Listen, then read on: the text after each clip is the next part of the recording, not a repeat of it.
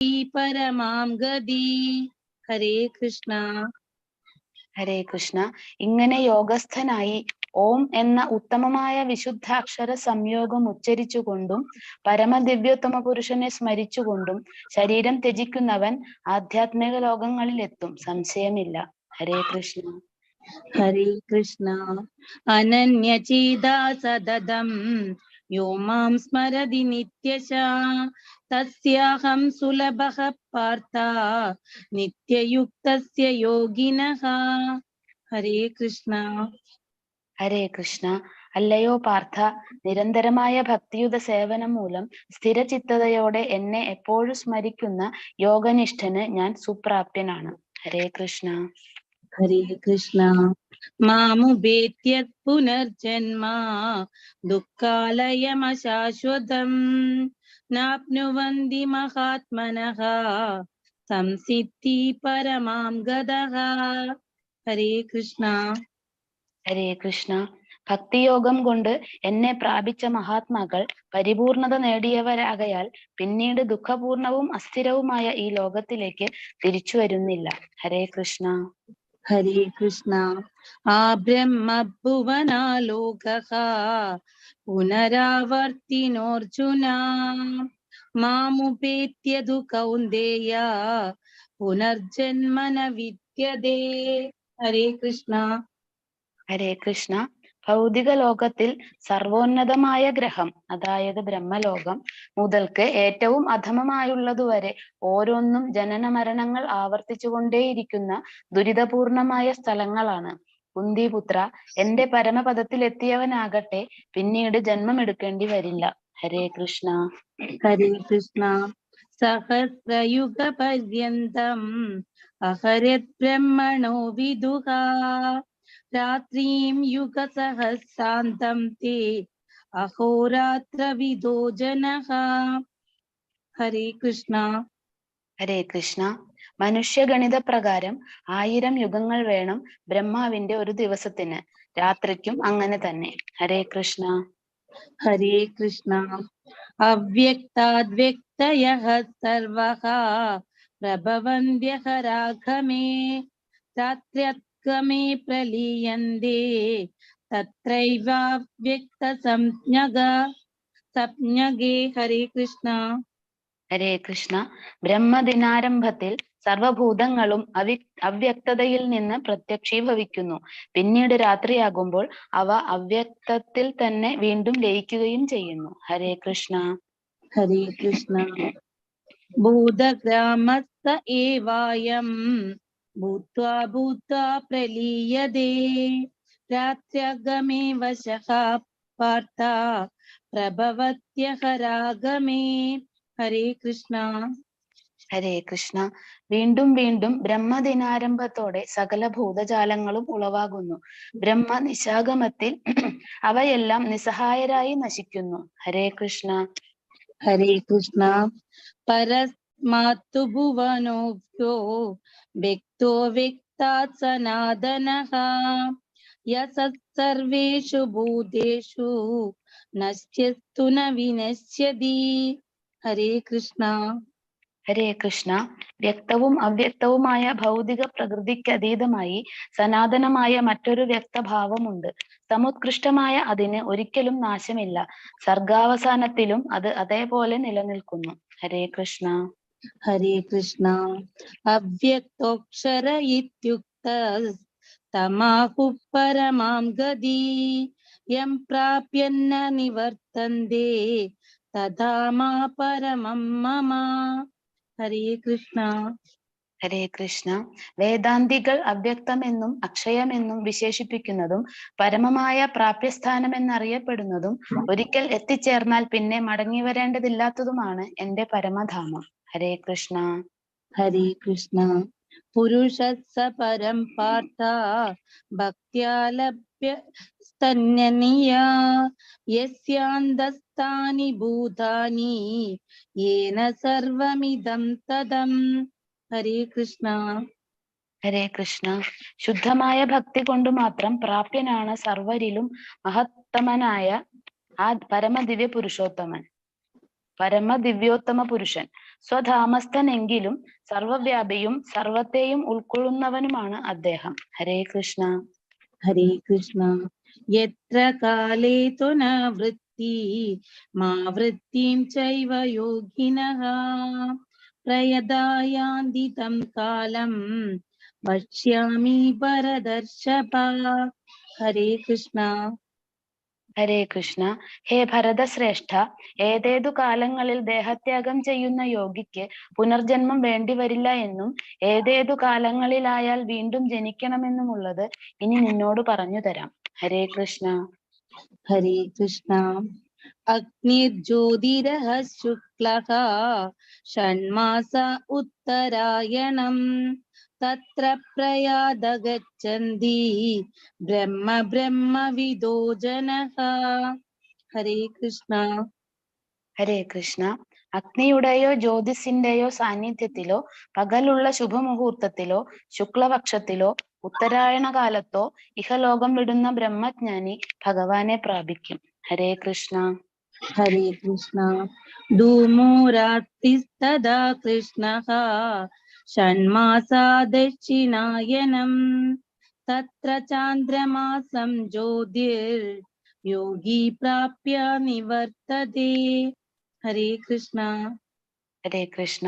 ധൂമ സാന്നിധ്യം, രാത്രി, കൃഷ്ണപക്ഷം, ദക്ഷിണായനം എന്നീ സമയങ്ങളിൽ മരിക്കുന്ന യോഗി ചന്ദ്രലോകം പോകുന്നു. അയാൾ വീണ്ടും ഭൂമിയിൽ ജനിക്കും. ഹരേ കൃഷ്ണ.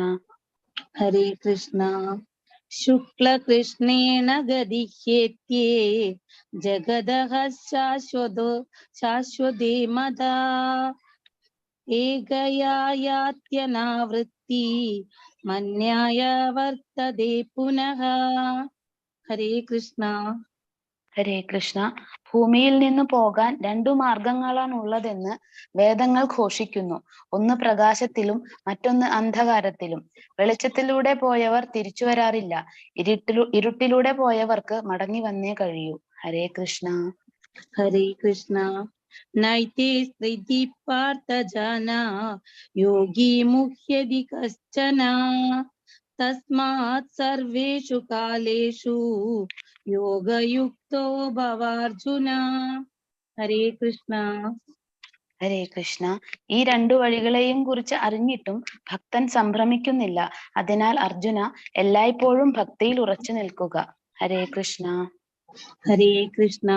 വേദേഷു യജ്ഞേഷു തപസ്സു ചൈവ ദാനേഷു യത് പുണ്യഫലം പ്രതിഷ്ഠം അത്യേതി തത്സർവമിദം വിദിത്വാ യോഗി പരം സ്ഥാനമുപൈതി ചാദ്യം. ഹരേ കൃഷ്ണ. ഹരേ കൃഷ്ണ.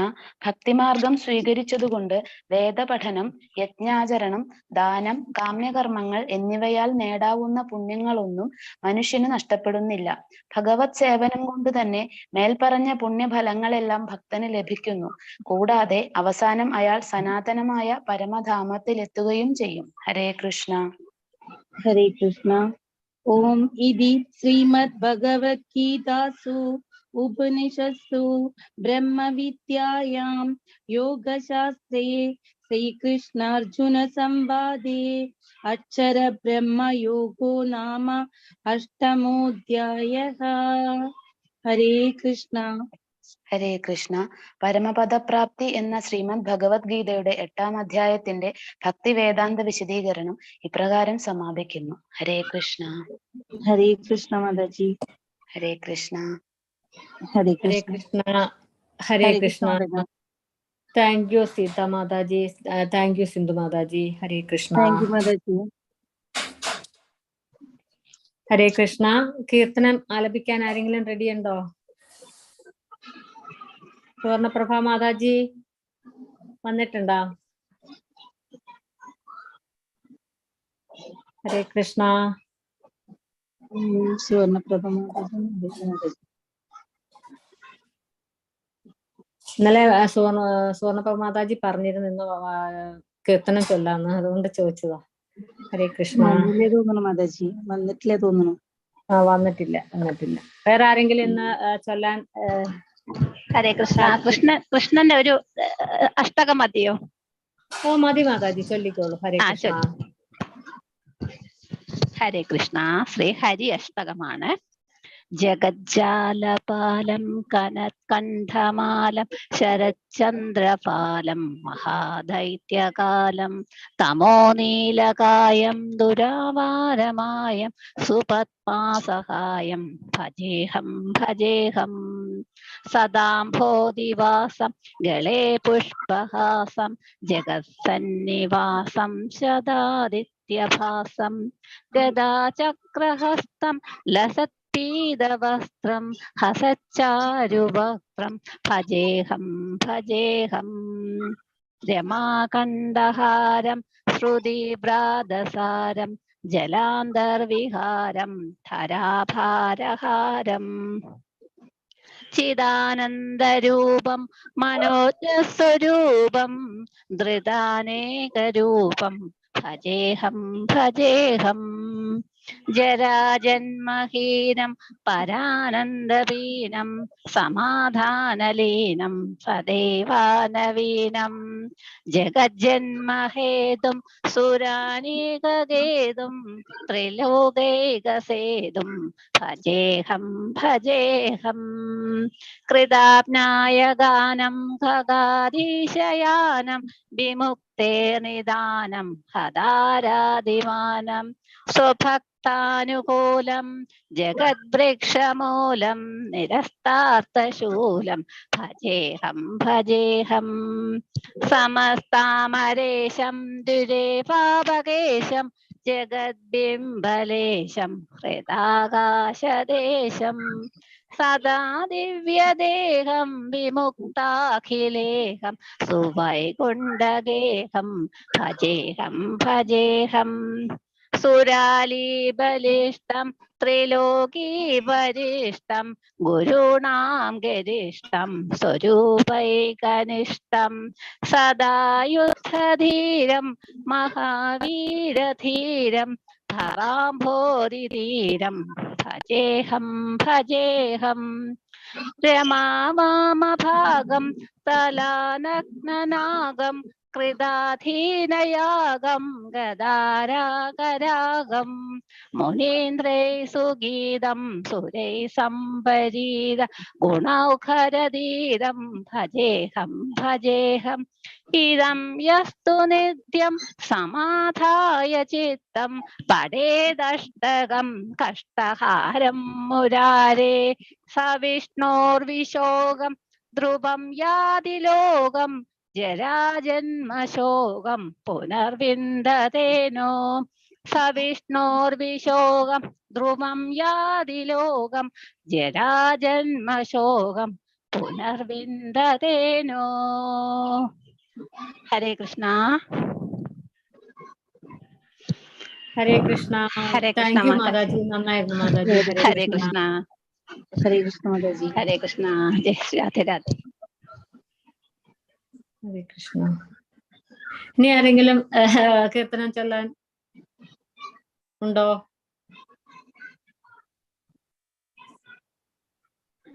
ഹരേ കൃഷ്ണ. ഹരേ കൃഷ്ണ. സീതാ മാതാജി ചൊല്ലണോ മാതാജി? ഓക്കെ. ചൊല്ലിക്കോളൂ മാതാജി, സമയമുണ്ടല്ലോ. ഹരേ കൃഷ്ണ. ഹരേ ഹരേ കൃഷ്ണ. കൃഷ്ണ ഹരേ കൃഷ്ണ കൃഷ്ണ കൃഷ്ണ ഹരേ ഹരേ ഹരേ രാമ രാമ രാമ ഹരേ ഹരേ.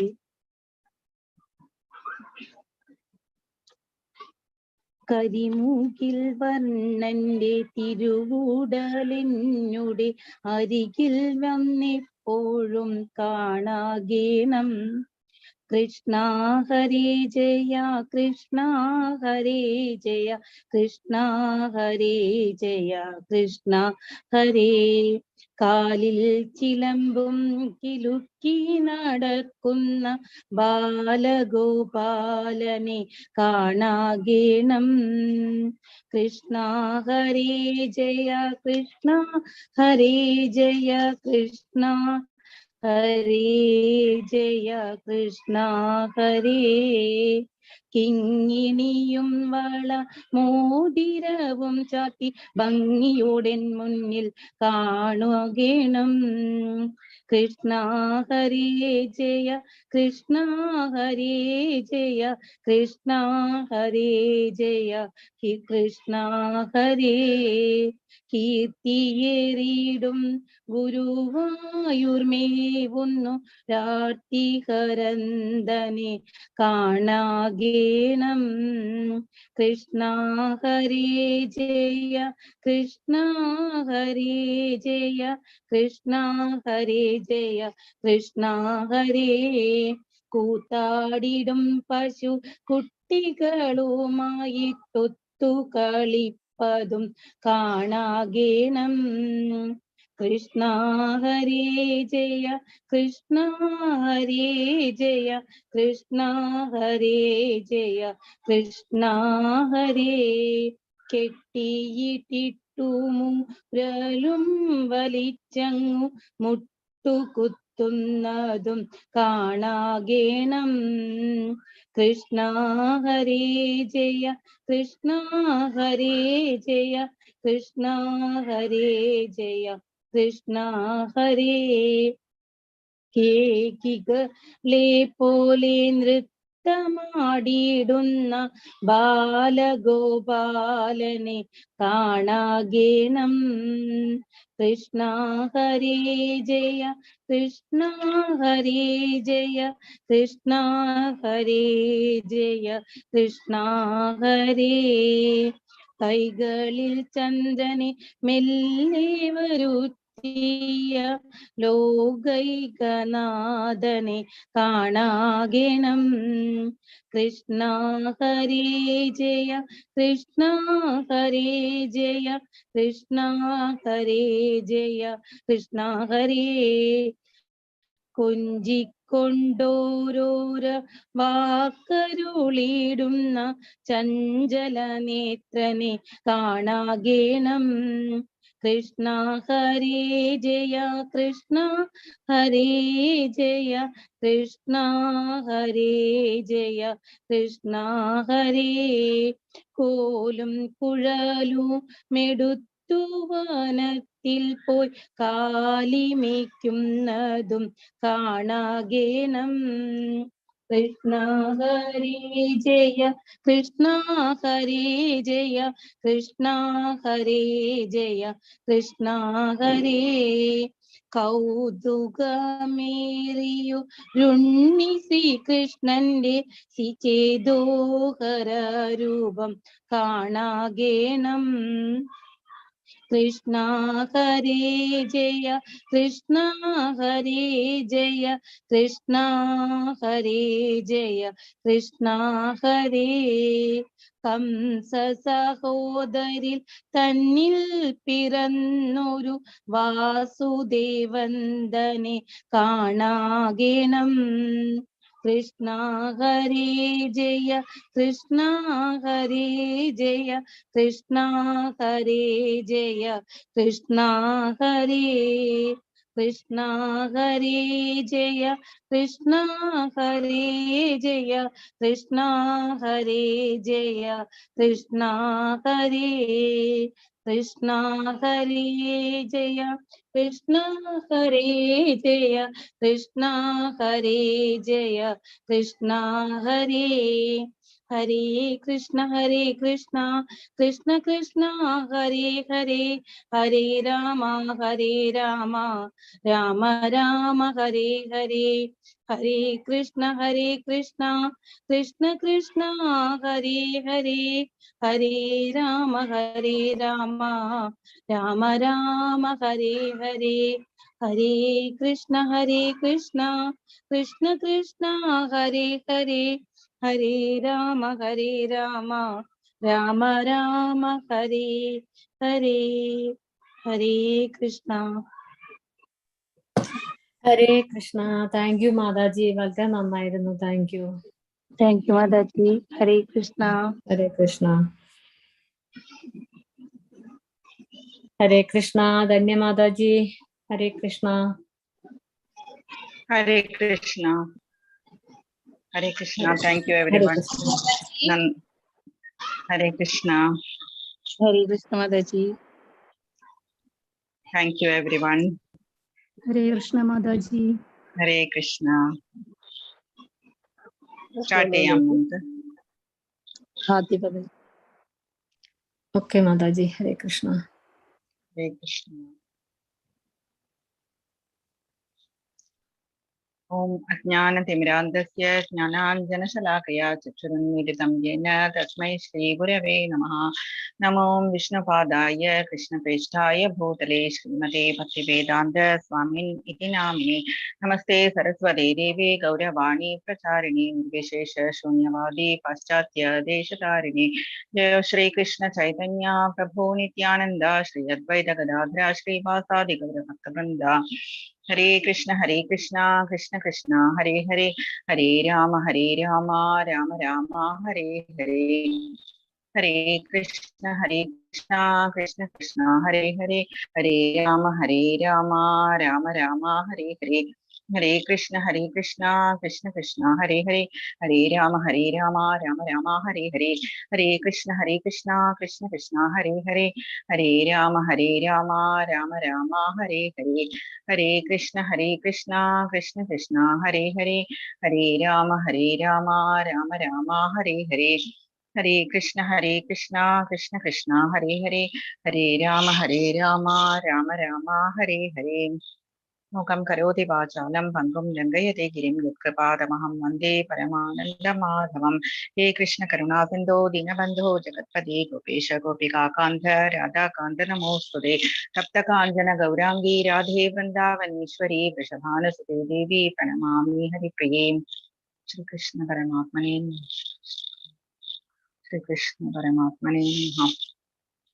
नमः ॐ विष्णुपदाय कृष्णपृष्ठाय भूतले श्रीमते भक्तिवेदान्त स्वामिन् इति नामिने.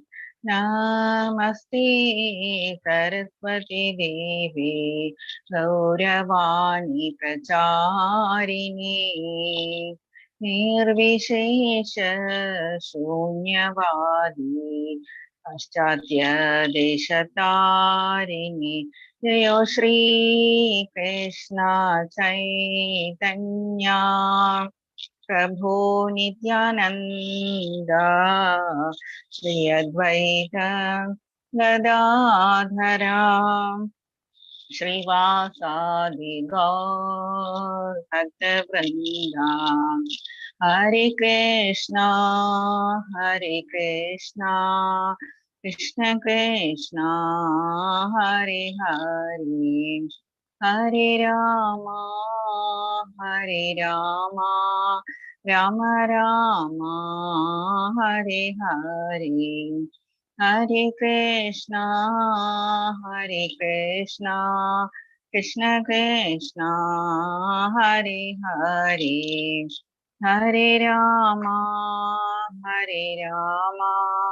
राम राम हरे हरे. हरे कृष्णा कृष्ण कृष्णा हरे हरे, हरे राम राम राम हरे हरे. हरे कृष्णा कृष्ण कृष्णा हरे हरे, हरे राम राम राम हरे हरे. हरे कृष्णा कृष्ण कृष्णा हरे हरे, हरे राम राम राम हरे हरे. हरे कृष्णा कृष्ण कृष्णा हरे हरे, हरे Ram Ram Ram Hare Hare. Hare Krishna everyone. Hare Krishna. Krishna Mataji. Hare Krishna. Hare Krishna. Hare Krishna. Krishna Hare Mataji. Krishna. Hare Krishna. Hare Krishna, everyone. Hare Krishna Mataji. Hare Krishna. Hare Krishna Mataji. Hare Krishna. Hare Krishna Mataji. Hare Krishna. Hare Krishna. Start ചെയ്യാം നമുക്ക്. Okay, ഇന്നലെ വരെ എടുത്തത് 7 lessons. ഹരേ Krishna. 7 lessons മനസ്സിലായോ എല്ലാവർക്കും? കുറച്ചെങ്കിലും മനസ്സിലായോ? മനസ്സിലായി മാതാജി. 7 lessons. ഓക്കെ, എന്തെങ്കിലും ഡൗട്ട്സ് അതാണ് ശരി മാതാജി. കുറച്ച് മനസ്സിലാവുന്നുണ്ട്. കുറച്ച് ഡീപ്പായിട്ട് ചിന്തിക്കുമ്പോ കുറച്ചും കൂടി ഇതുണ്ടാവും. ഓക്കെ, മനസ്സിലായിട്ടില്ലെങ്കിൽ വീട്ടിലിരുന്ന് ബാക്കിയുള്ള ശ്ലോകങ്ങളൊക്കെ വായിക്കുമ്പോഴേക്കും മനസ്സിലായില്ലെങ്കിൽ നോട്ട് ചെയ്ത് വെക്കുക. എന്നിട്ട് നെക്സ്റ്റ് ഡേ ചോദിക്കുക, അല്ലെങ്കിൽ വാട്സപ്പിലൂടെ ചോദിക്കുക. ഓക്കെ, അപ്പം നമ്മൾ ഇന്ന് 8ാമത്തെ ലെസൺ ആണ് പരമപദപ്രാപ്തി. നമുക്ക് ശ്രീല പ്രഭുപാദരുടെയും നാമനിഷ്ഠാദാസ് പ്രഭുവിന്റെയും ഭഗവാന്റെയും തൃപ്പാദങ്ങളിൽ നമസ്കരിച്ച് നമുക്ക് സ്റ്റാർട്ട് ചെയ്യാം. നമ്മൾ കേട്ടു ആദ്യത്തെ ലെസണിൽ അർജുന വിഷാദയോഗം, അർജുനൻ വിഷാദിച്ചിരിക്കുന്നത്. സെക്കൻഡ് ലെസണിൽ നമ്മൾ കണ്ടു ആത്മാവിന്റെ പ്രോപ്പർട്ടീസ്, പിന്നെ വിഷയങ്ങളിൽ നിന്നൊക്കെ നമ്മളുടെ സെൻസസിനെ എങ്ങനെയാ കൺട്രോൾ ചെയ്യേണ്ടത്, അതല്ലെങ്കിൽ അതെന്താ നമ്മളെ ചെയ്യുക. അധ്യായതോ വിഷയാൻ പുംസഃ സംഘർഷേഷു ഉപജായതേ, അതൊക്കെ നമ്മൾ പഠിച്ചു. സെക്കൻഡ് ലെസണിൽ തേർഡ് ലെസണിൽ നമ്മൾ കർമ്മയോഗം പഠിച്ചു. കർമ്മത്തെ നമ്മൾ ഭഗവാനിൽ സറണ്ടർ ചെയ്ത് എങ്ങനെയാണ് കർമ്മഫലത്തിൽ നിന്ന് നമുക്ക് രക്ഷപ്പെടാൻ പറ്റുക എന്ന് നമ്മൾ പഠിച്ചു. അത് തന്നെ ഫോർത്ത് ലെസണിൽ കുറച്ചും കൂടി ഡീറ്റെയിൽഡ് ആയിട്ട് പഠിച്ചു നമ്മൾ. പിന്നെ രൂപവും ദിവ്യമായ ഭഗവാന്റെ രൂപവും ദിവ്യമായ ഭഗവാന്റെ കർമ്മവും ജന്മവും എല്ലാം പഠിക്കുന്നവർക്ക് പുനർജന്മം ഉണ്ടാകില്ല എന്ന് നമ്മൾ കണ്ടു. ഫിഫ്ത്ത് ലെസണിൽ നമ്മൾ മെയിൻ ആയിട്ട് കണ്ടത് ഭോക്താരം യജ്ഞ തപസാം സർവലോക മഹേശ്വരം സുഹൃദം സർവഭൂതാനാം ജ്ഞാത്വാമാം ശാന്തി മൃച്ഛതി, അത് നമ്മൾ കണ്ടു. പീസ് ഫോർമുല നമ്മൾ കണ്ടു. സിക്സ്ത് ലെസണിൽ നമ്മൾ കണ്ടത് അഷ്ടാംഗ യോഗമാണ്. അഷ്ടാംഗ യോഗം ചെയ്തിട്ട് നമ്മൾ ഈ ജന്മത്തിൽ തന്നെ മെറ്റീരിയൽ ലൈഫിൽ ഇരുന്നു കൊണ്ട് തന്നെ ബ്രഹ്മനിർവാണം എങ്ങനെ പ്രാപിക്കാം എന്നുള്ളതിനെ കുറിച്ചൊക്കെ നമ്മൾ ഡിസ്കസ് ചെയ്തു. സെവൻത്ത് ലെസൺ വളരെയധികം ഇമ്പോർട്ടന്റ് ആയിട്ടുള്ള വളരെ സ്വീറ്റ് ലെസൺ ആണ്. ഭക്തിയോഗത്തിന്റെ ഫസ്റ്റ് ലെസൺ ആണ് ഭക്തിയോഗം. സെവൻത്ത് തൊട്ടാണ് സ്റ്റാർട്ട് ചെയ്യുന്നത്. 12 വരെയുള്ള ലെസൺസ് നമ്മൾ സ്വീറ്റ് ആയിട്ടുള്ള ലെസണിൽ ഭഗവാൻ കുറെ ഒപ്പുലൻസസ് പറഞ്ഞു തന്നു. ഭഗവാന്റെ ഐശ്വര്യങ്ങൾ എന്തൊക്കെയാണ്, നമ്മൾ ഡേ ടു ഡേ ലൈഫിൽ കാണുന്നത് എന്തൊക്കെയാണ്, ഭഗവാന്റെ എന്തെല്ലാമാണ് നമ്മൾ പ്രത്യക്ഷമായിട്ട് കാണുന്നത്. സൂര്യനെ കാണുന്നു, ചന്ദ്രനെ കാണുന്നു, അതെല്ലാം ഭഗവാൻ തന്നെ എന്ന് ഭഗവാനോട് പറയുന്നു, ഭഗവാൻ തന്നെ എന്ന് പറയുന്നു. പിന്നെ നമ്മൾ കണ്ടു ഓം എന്ന മന്ത്രം. ഏത് മന്ത്രം ചൊല്ലിയാലും അതിൽ ഓം ഉണ്ടാവും, അത് ഭഗവാനെയാണ് റെപ്രസെന്റ് ചെയ്യുന്നത്. ഞാൻ തന്നെ എന്ന് പറഞ്ഞു. പ്രണവം സർവവേദേഷു എന്ന് പറഞ്ഞു. തേജസ്സിൽ ഉള്ള മനുഷ്യരിൽ തേജസ് ഞാനാകുന്നു എന്ന് പറഞ്ഞു. ബലമുള്ളവരിൽ ബലം ഞാനാകുന്നു. വെള്ളത്തിന്റെ ടേസ്റ്റ് എന്ന് പറയുന്നത് നമ്മൾ സയൻസിൽ പഠിച്ചു. വെള്ളത്തിന് ടേസ്റ്റ് ഇല്ല, കളറില്ല, ഓർഡർ ഇല്ല, ഒന്നും സ്മെല്ലില്ല എന്നൊക്കെ പറഞ്ഞു. പക്ഷെ ഭഗവാൻ എന്താ പറയുന്നത്, രസോഹം അപ്സു കൗന്ദേയ. അപ്സു എന്ന് പറഞ്ഞാൽ വെള്ളം, രസമാണ് ഞാൻ വെള്ളത്തിന്റെ എന്ന് വെച്ചാൽ ദാഹിച്ചിരിക്കുന്നവന് വെള്ളം കിട്ടുമ്പോഴുള്ള ആ ടേസ്റ്റ് ആണ് ഞാൻ എന്ന് പറയുന്നത്. സംതൃപ്തി എന്ന ഫീലിംഗ്. നമ്മൾ ഈ ജപവും എല്ലാം ചെയ്യുമ്പോൾ നമ്മൾക്ക് കിട്ടുന്നത് ആ ഒരു സംതൃപ്തിയാണ്. സംതൃപ്തി എന്നുള്ള ഫീലിംഗ് ആണ് ഭഗവാനെ നമ്മൾ ഹാർട്ടിൽ, നമ്മുടെ ഹൃദയത്തിൽ നമ്മൾ ഫീല് ചെയ്യേണ്ടത്. കാറ്റ് കൊണ്ടുവരുന്ന സുഗന്ധം പോലെയൊക്കെയാണ് നമുക്ക് ഭഗവാനെ ഫീല് ചെയ്യുക. കാണാനല്ല, ചിലപ്പോൾ നമുക്ക് കാണാൻ പറ്റിയേക്കും. അത്രത്തോളം നമ്മുടെ ഭക്തി അത്രത്തോളം എത്തുമ്പോഴേക്കും, ഇപ്പൊ പുരിയിലെ സ്റ്റോറികളൊക്കെ പറഞ്ഞതുപോലെ തന്നെ ചിലപ്പോൾ നമുക്ക് വേറെ ആരുടെയെങ്കിലും രൂപത്തിലൊക്കെ വന്ന് ഭഗവാനെ നമുക്ക് ചിലപ്പോൾ കാണാൻ പറ്റും. പക്ഷേ നമ്മൾക്ക് ഫീല് ചെയ്യാൻ പറ്റും. ഏത് സമയവും നമുക്ക് ഫീൽ ചെയ്യാൻ പറ്റും. ഭഗവാൻ ഓൾറെഡി നമ്മുടെ ഹൃദയത്തിലുണ്ട്. സർവസ്യച്ചാഹം പ്രതിസന്നിവിഷ്ടോ. അങ്ങനെയുള്ളവര്, അത് അറിയാവുന്നവര്, ഈശ്വര സർവഭൂതാനാം ഹൃദയേ അർജുന തിഷ്ഠതി, നമ്മുടെ ഹൃദയത്തിനുള്ളിൽ ഇരിക്കുന്നു. പിന്നെ നമ്മൾ മനസ്സിലാക്കുക മമൈവാംശോ ജീവലോകെ ജീവഭൂത സനാതന, എല്ലാം ഭഗവാന്റെ അംശമാണ്. എല്ലാം നമ്മളൊരു ഫ്രാഗ്മെന്റ്സ് ആണ് ഭഗവാന്റെ. എല്ലാം നമ്മളും സച്ചിദാനന്ദ സ്വരൂപം തന്നെയാണ്. നമ്മുടെ തമോ ഗുണം അല്ലെങ്കിൽ രജോ ഗുണം, അതല്ലെങ്കിൽ നമ്മുടെ സത്വഗുണം ഗുണം, ഭൗതിക പ്രകൃതിയാണ് നമ്മളെ ഭഗവാനിൽ നിന്ന് ദൂരെയാക്കുന്നതും നമ്മളെ ചീത്തയാക്കുന്നതും. നമ്മളുടെ ക്യാരക്ടറൊക്കെ ഈ നമ്മളിപ്പോ എങ്ങനെയാണോ ജീവിക്കുന്നത് അത് നമ്മളുടെ ഭൗതിക പ്രകൃതിയാണ്. അതുകൊണ്ടാണ് ഭഗവാൻ പറയുന്നത് മായാമേതാം തരന്തിത്തെ. എങ്ങനെ? മാമേവയെ പ്രപദ്യന്തേ മായാമേതാം തരന്തിത്തെ ദേവീഹേഷ ഗുണമയി മമ മായാ ദുരത്യ. ഭയങ്കര ബുദ്ധിമുട്ടാണ്, എങ്കിലും എന്നെ വന്ന് ശരണം പ്രാപിക്കൂ, എന്നിൽ സറണ്ടർ ആകൂ, എന്നാൽ ഞാൻ മായയിൽ നിന്ന് നിനക്ക് രക്ഷപ്പെടാം എന്ന് പറയുന്നു. യേ യഥാമാം പ്രപദ്യന്തേ താം തദൈവ ഭജാമിഹം. ഭഗവാൻ ധാരാളം പ്രോമിസ് 7 ലെസൺസിൽ ചെയ്തു കഴിഞ്ഞു. നമ്മൾ കേട്ടു, ധാരാളം പ്രോമിസ് ഭഗവാൻ ചെയ്തു കഴിഞ്ഞു. എന്തൊക്കെ പറഞ്ഞു കഴിഞ്ഞു ഭഗവാൻ? ഈ ലോകത്തിൽ തന്നെ ഇതിൽ തന്നെ നിനക്ക് ബ്രഹ്മ നിർവാണം വരെ ഭഗവാൻ ഓഫർ ചെയ്യുന്നുണ്ട്. എല്ലാ വിധത്തിലുള്ള പ്രൊട്ടക്ഷനും ഭഗവാൻ സറണ്ടർ ചെയ്യൂ, പ്രൊട്ടക്ഷൻ തരുന്നു എന്ന് ഭഗവാൻ പറയുന്നുണ്ട്. നീ എങ്ങനെയാണോ, എത്ര ലെവലിലാണോ എന്നെ സറണ്ടർ ചെയ്യുന്നത്, അത്രയും ലെവലിൽ, അതിനേക്കാളും എത്രയോ കൂടുതലായ ലെവലിൽ ഞാൻ നിനക്ക് പ്രതിഫലം തരുന്നു എന്ന് ഭഗവാൻ പറയുന്നു. അപ്പൊ ഭഗവാൻ ഒരു എക്സാമ്പിൾ പറയാം. ഭഗവാൻ ദ്രൗപദിയുടെ അടുത്ത് കാണിച്ച ഒരു നേരത്തെ ക്ലാസ് അറ്റൻഡ് ചെയ്തിട്ടുള്ളവർക്ക് അറിയാമായിരിക്കും, ബാക്കിയുള്ളവർക്ക് ഫ്രഷേഴ്സിന് വേണ്ടി നമ്മൾ ഇത് പറയാം. ഭഗവാൻ മഹാഭാരത യുദ്ധത്തിന്റെ സമയത്ത് ആദ്യത്തെ കുറച്ച് ദിവസങ്ങളായപ്പോഴേക്കും ഭീഷ്മര് അർജുനനെ കൊല്ലുന്നില്ല എന്ന് പറഞ്ഞപ്പോഴേക്കും ദുര്യോധനന് ദേഷ്യം വരുന്നു. ദേഷ്യം വന്നിട്ട് ദുര്യോധനൻ പോയിട്ട് ഭീഷ്മരോട് ചോദിക്കുന്നു, അങ്ങ് എന്തിനാണ് അവരോട് അനുകമ്പ കാണിക്കുന്നത്? അങ്ങ് വേണമെന്ന് വെച്ചിട്ടാണ് അവരോട് ഇത് ദയ കാണിക്കുന്നത്, അവരെ ജീവിക്കാൻ അനുവദിക്കുന്നത്, കൊന്നൂടെ എന്ന് ചോദിക്കുന്നു. അപ്പോൾ ഭീഷ്മര് പറയുന്നു, ഭീഷ്മർക്ക് ദുര്യോധനനോട് എത്ര ദുഷ്ടനാണെങ്കിലും ക്രൂരനാണെങ്കിലും ദുര്യോധനനോടും വാത്സല്യമുണ്ട് ഭീഷ്മർക്ക്. അപ്പം ഭീഷ്മര് പറയുന്നു, ശരിയാണ്, ഞാൻ 5 ആയുധങ്ങൾ എടുത്തു വെച്ചിട്ടുണ്ട്, ഇവർക്ക് വേണ്ടിയിട്ട് തന്നെ എടുത്തു വെച്ചിട്ടുണ്ട്, ഞാനത് ഉപയോഗിക്കാം എന്ന് പറയുന്നു. ഇത് വേറെ ആരും അറിയുന്നില്ല, രാത്രി സമയമാണ്, ഭീഷ്മരും ദുര്യോധനനും മാത്രമേ ഉള്ളൂ ക്യാമ്പില്. അപ്പൊ ആ സമയത്ത് ടെന്റിനകത്ത്, അപ്പൊ ആ ടെന്റിനകത്ത് ആരുമില്ല. പക്ഷെ ഭഗവാൻ ഇതെല്ലാം എല്ലാവരുടെയും മനസ്സറിയാം, എല്ലാം അറിയാം. ഭഗവാൻ എന്ത് ചെയ്തു? ദ്രൗപദിയോട് പറഞ്ഞു. അപ്പൊ അതിനു മുമ്പ് ദുര്യോധനൻ എന്താ ചെയ്തത്? ഈ ആയുധങ്ങളൊക്കെ ഇവിടെ വെച്ചാൽ സുരക്ഷിതമല്ല, ഞാൻ കൊണ്ടുപോയി വെക്കാം എന്ന് പറഞ്ഞിട്ട് ആയുധങ്ങളും വാങ്ങിച്ചിട്ട് സ്വന്തം ടെന്റിനകത്തേക്ക് പോയി. അപ്പൊ ആ സമയത്ത് ഭഗവാൻ കൃഷ്ണൻ എന്താ ചെയ്തത്? അപ്പം ഈ ദുര്യോധനൻ എന്താ പറഞ്ഞത്? ദുര്യോധനൻ ഈ ആയുധങ്ങൾ വാങ്ങിക്കുക മാത്രമല്ല, എന്റെ ഭാര്യയ്ക്ക് സൗഭാഗ്യവതി ഭവ എന്ന് പറഞ്ഞത്, അല്ലെങ്കിൽ സൗമംഗല്യമാണ് ബ്ലെസ് ചെയ്യേണ്ടത് എന്ന് പറഞ്ഞിട്ട് പോയി. നിന്റെ ഭാര്യയെ ഞാൻ അനുഗ്രഹിച്ചോളാം എന്ന് ഭീഷ്മരാണെങ്കിലോ പ്രോമിസ് ചെയ്യുകയും ചെയ്തു. ഈ സമയത്ത് കൃഷ്ണൻ ഇതെല്ലാം അറിഞ്ഞിട്ട് ദ്രൗപദിയെയും കൊണ്ട് അവരുടെ ക്യാമ്പിലേക്ക് പോകുന്നു, ഭീഷ്മരുടെ. ആ ക്യാമ്പിലേക്ക് പോകുന്ന സമയത്ത് ദ്രൗപദിയുടെ ടക് ടക് എന്നുള്ള സൗണ്ട് കേൾക്കുന്നു, സാൻഡൽസിന്റെ ചെരുപ്പിന്റെ സൗണ്ട് കേൾക്കുന്നു. അപ്പം ഭഗവാൻ എന്താ ചെയ്തത്? ഭഗവാൻ ആ ചെരുപ്പ് വാങ്ങിച്ച് കയ്യിൽ പിടിച്ചു. ഒന്ന് ആലോചിച്ച് നോക്കൂ, ഭഗവാൻ വാങ്ങിച്ചിട്ട് ദ്രൗപദിയുടെ ചെരുപ്പ് കയ്യിൽ പിടിച്ചുകൊണ്ട് പോയി.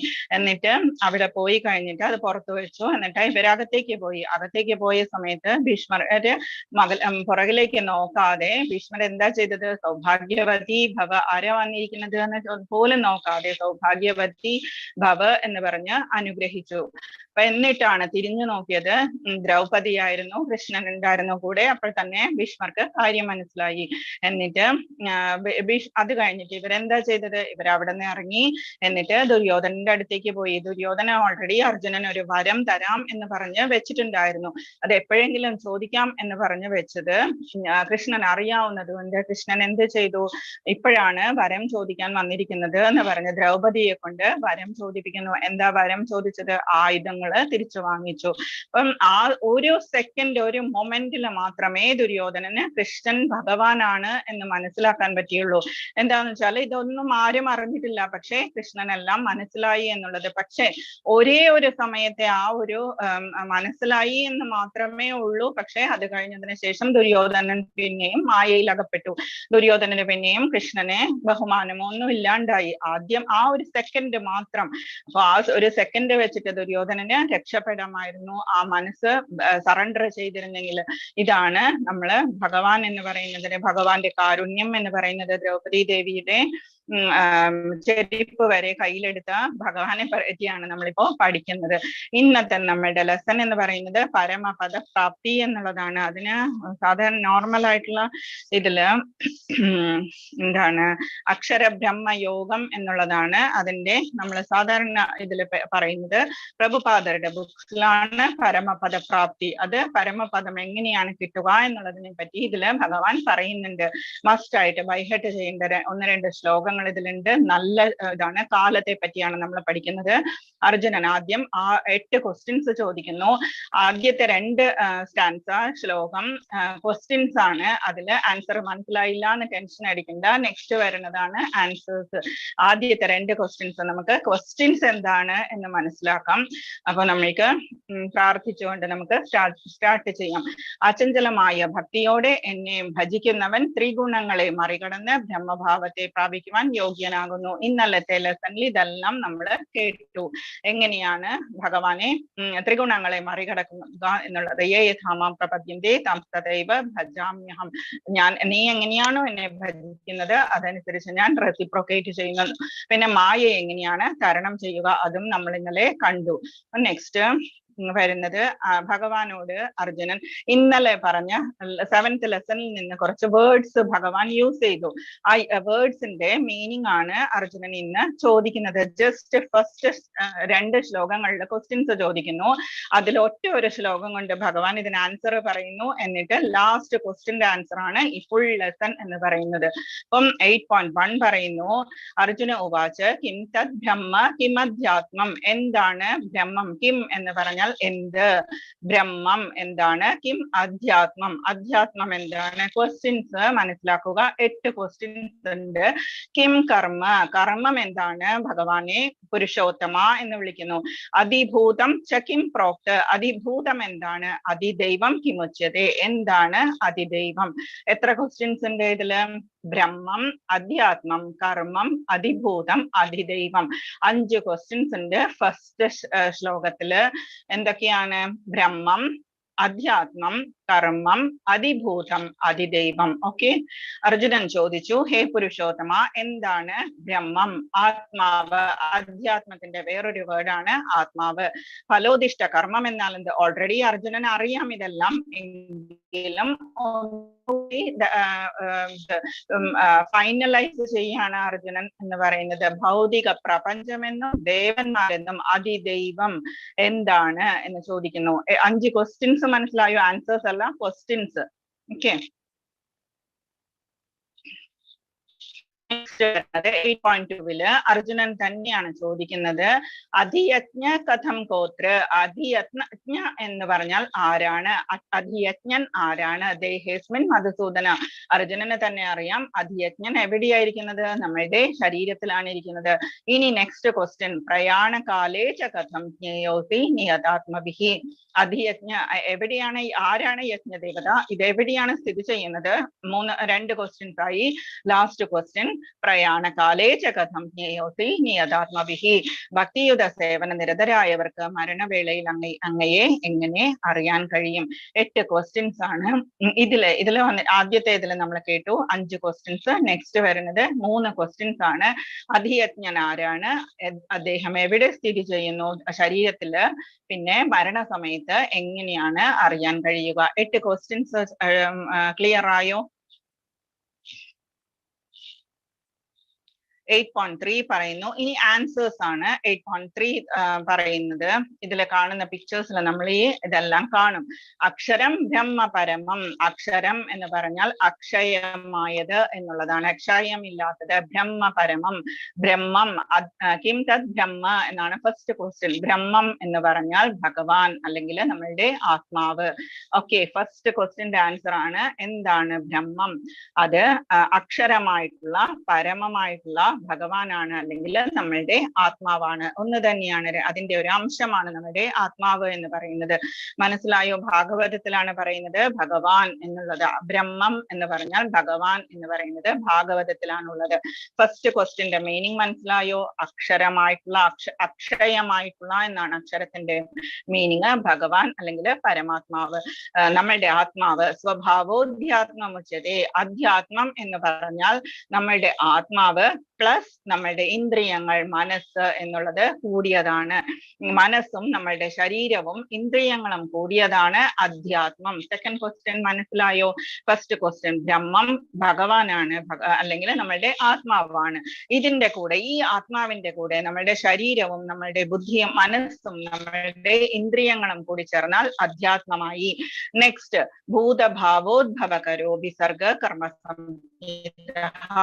ബ്രഹ്മത്തിന്റെ ശാശ്വത പ്രകൃതിയാണ് അധ്യാത്മം. അതാണ് ഞാനിപ്പോ പറഞ്ഞത്. ജീവാത്മാക്കളുടെ ഭൗതിക ശരീരത്തിന്റെ വികാസത്തിന് വേണ്ടുന്ന പ്രവർത്തനങ്ങളാണ് കാമ്യകർമ്മങ്ങൾ. കിം കർമ്മ, കർമ്മം എന്ന് പറഞ്ഞാൽ നമ്മൾ നമ്മുടെ ശരീരത്തിന് വേണ്ടി ചെയ്യുന്ന എല്ലാ കാര്യങ്ങളും കർമ്മത്തിൽപ്പെടും. മാത്രമല്ല സൃഷ്ടി കർമ്മവും കർമ്മം തന്നെയാണ്. ബ്രഹ്മാവ് ചെയ്യുന്ന സൃഷ്ടിയും കർമ്മം തന്നെയാണ്. അപ്പൊ ഇതില് എന്തെല്ലാം മനസ്സിലായി? അക്ഷരം ബ്രഹ്മപരമം, അക്ഷരമായിട്ടുള്ള അക്ഷയമായിട്ടുള്ള ബ്രഹ്മമാണ് ഭഗവാൻ, അല്ലെങ്കിൽ നമ്മളുടെ ആത്മാവ്. സ്വഭാവോധ്യാത്മം ഉച്ചതേ. അധ്യാത്മം എന്ന് പറഞ്ഞാൽ നമ്മളുടെ ശരീരം, ഇന്ദ്രിയങ്ങൾ, നമ്മളുടെ മനസ്സ് പ്ലസ് ആത്മാവ്, ഇത്രയുമാണ് അധ്യാത്മത്തിൽ പെടുന്നത്. ഭൂതഭാവോദ്ഭവകരോ വിസർഗ കർമ്മ സംഹിത. നമ്മൾ ചെയ്യുന്ന day to day prescribed duties, നമ്മളുടെ ഡേ ടു ഡേ ഡ്യൂട്ടീസ് ആണ് എന്ത്? കാമ്യ കർമ്മങ്ങൾ എന്ന് പറയുന്നത്. ഇതിൽ പലതരം കർമ്മങ്ങളെ പറ്റിയാണ് പിക്ചേഴ്സ് തന്നിരിക്കുന്നത്. ഓക്കെ, നെക്സ്റ്റ് വരുന്നത് ഇനി എന്താണ് അതിഭൂതം എന്ന് പറയുന്നത്? അതിഭൂതം എന്ന് പറയുന്നത് ഭൗതിക പ്രകൃതിയാണ്.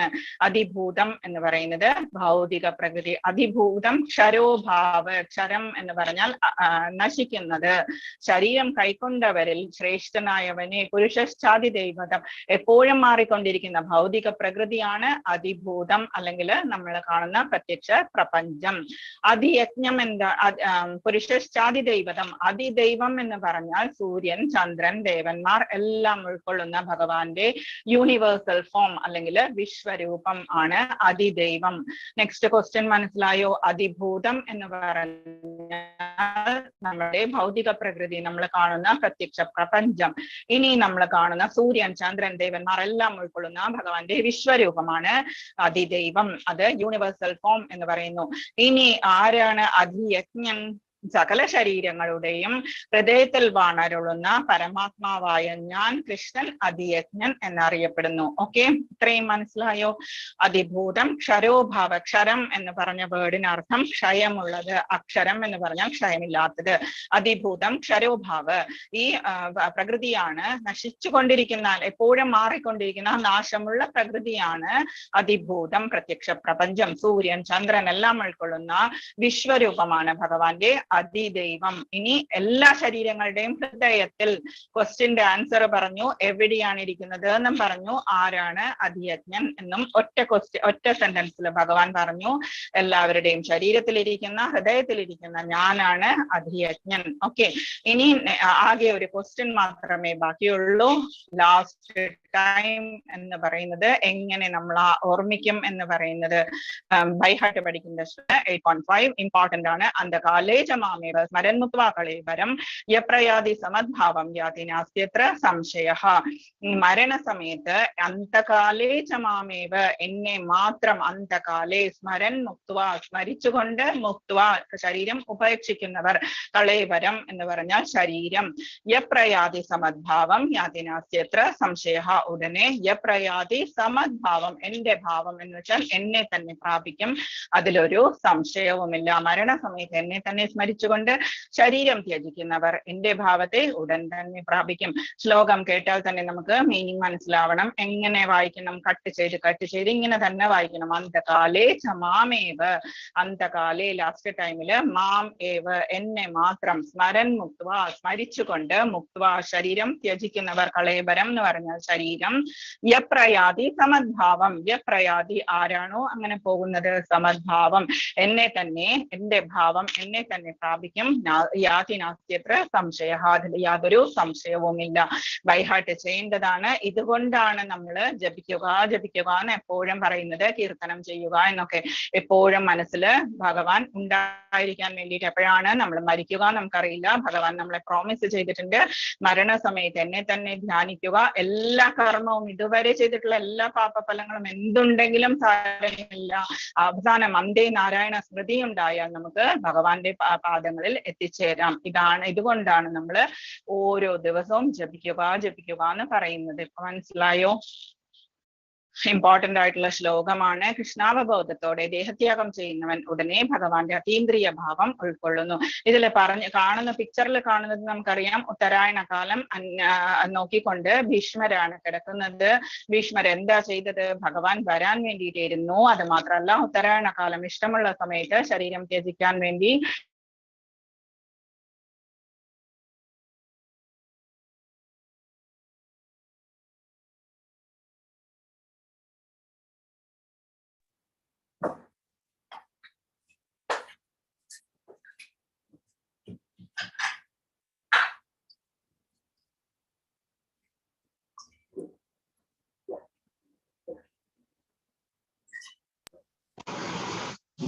ഹരേ കൃഷ്ണ, ഒരു കോള് വന്നതാണ്. ഹരേ കൃഷ്ണ, കേൾക്കാമോ? ഹരേ കൃഷ്ണ മാതാജി, കേൾക്കാം.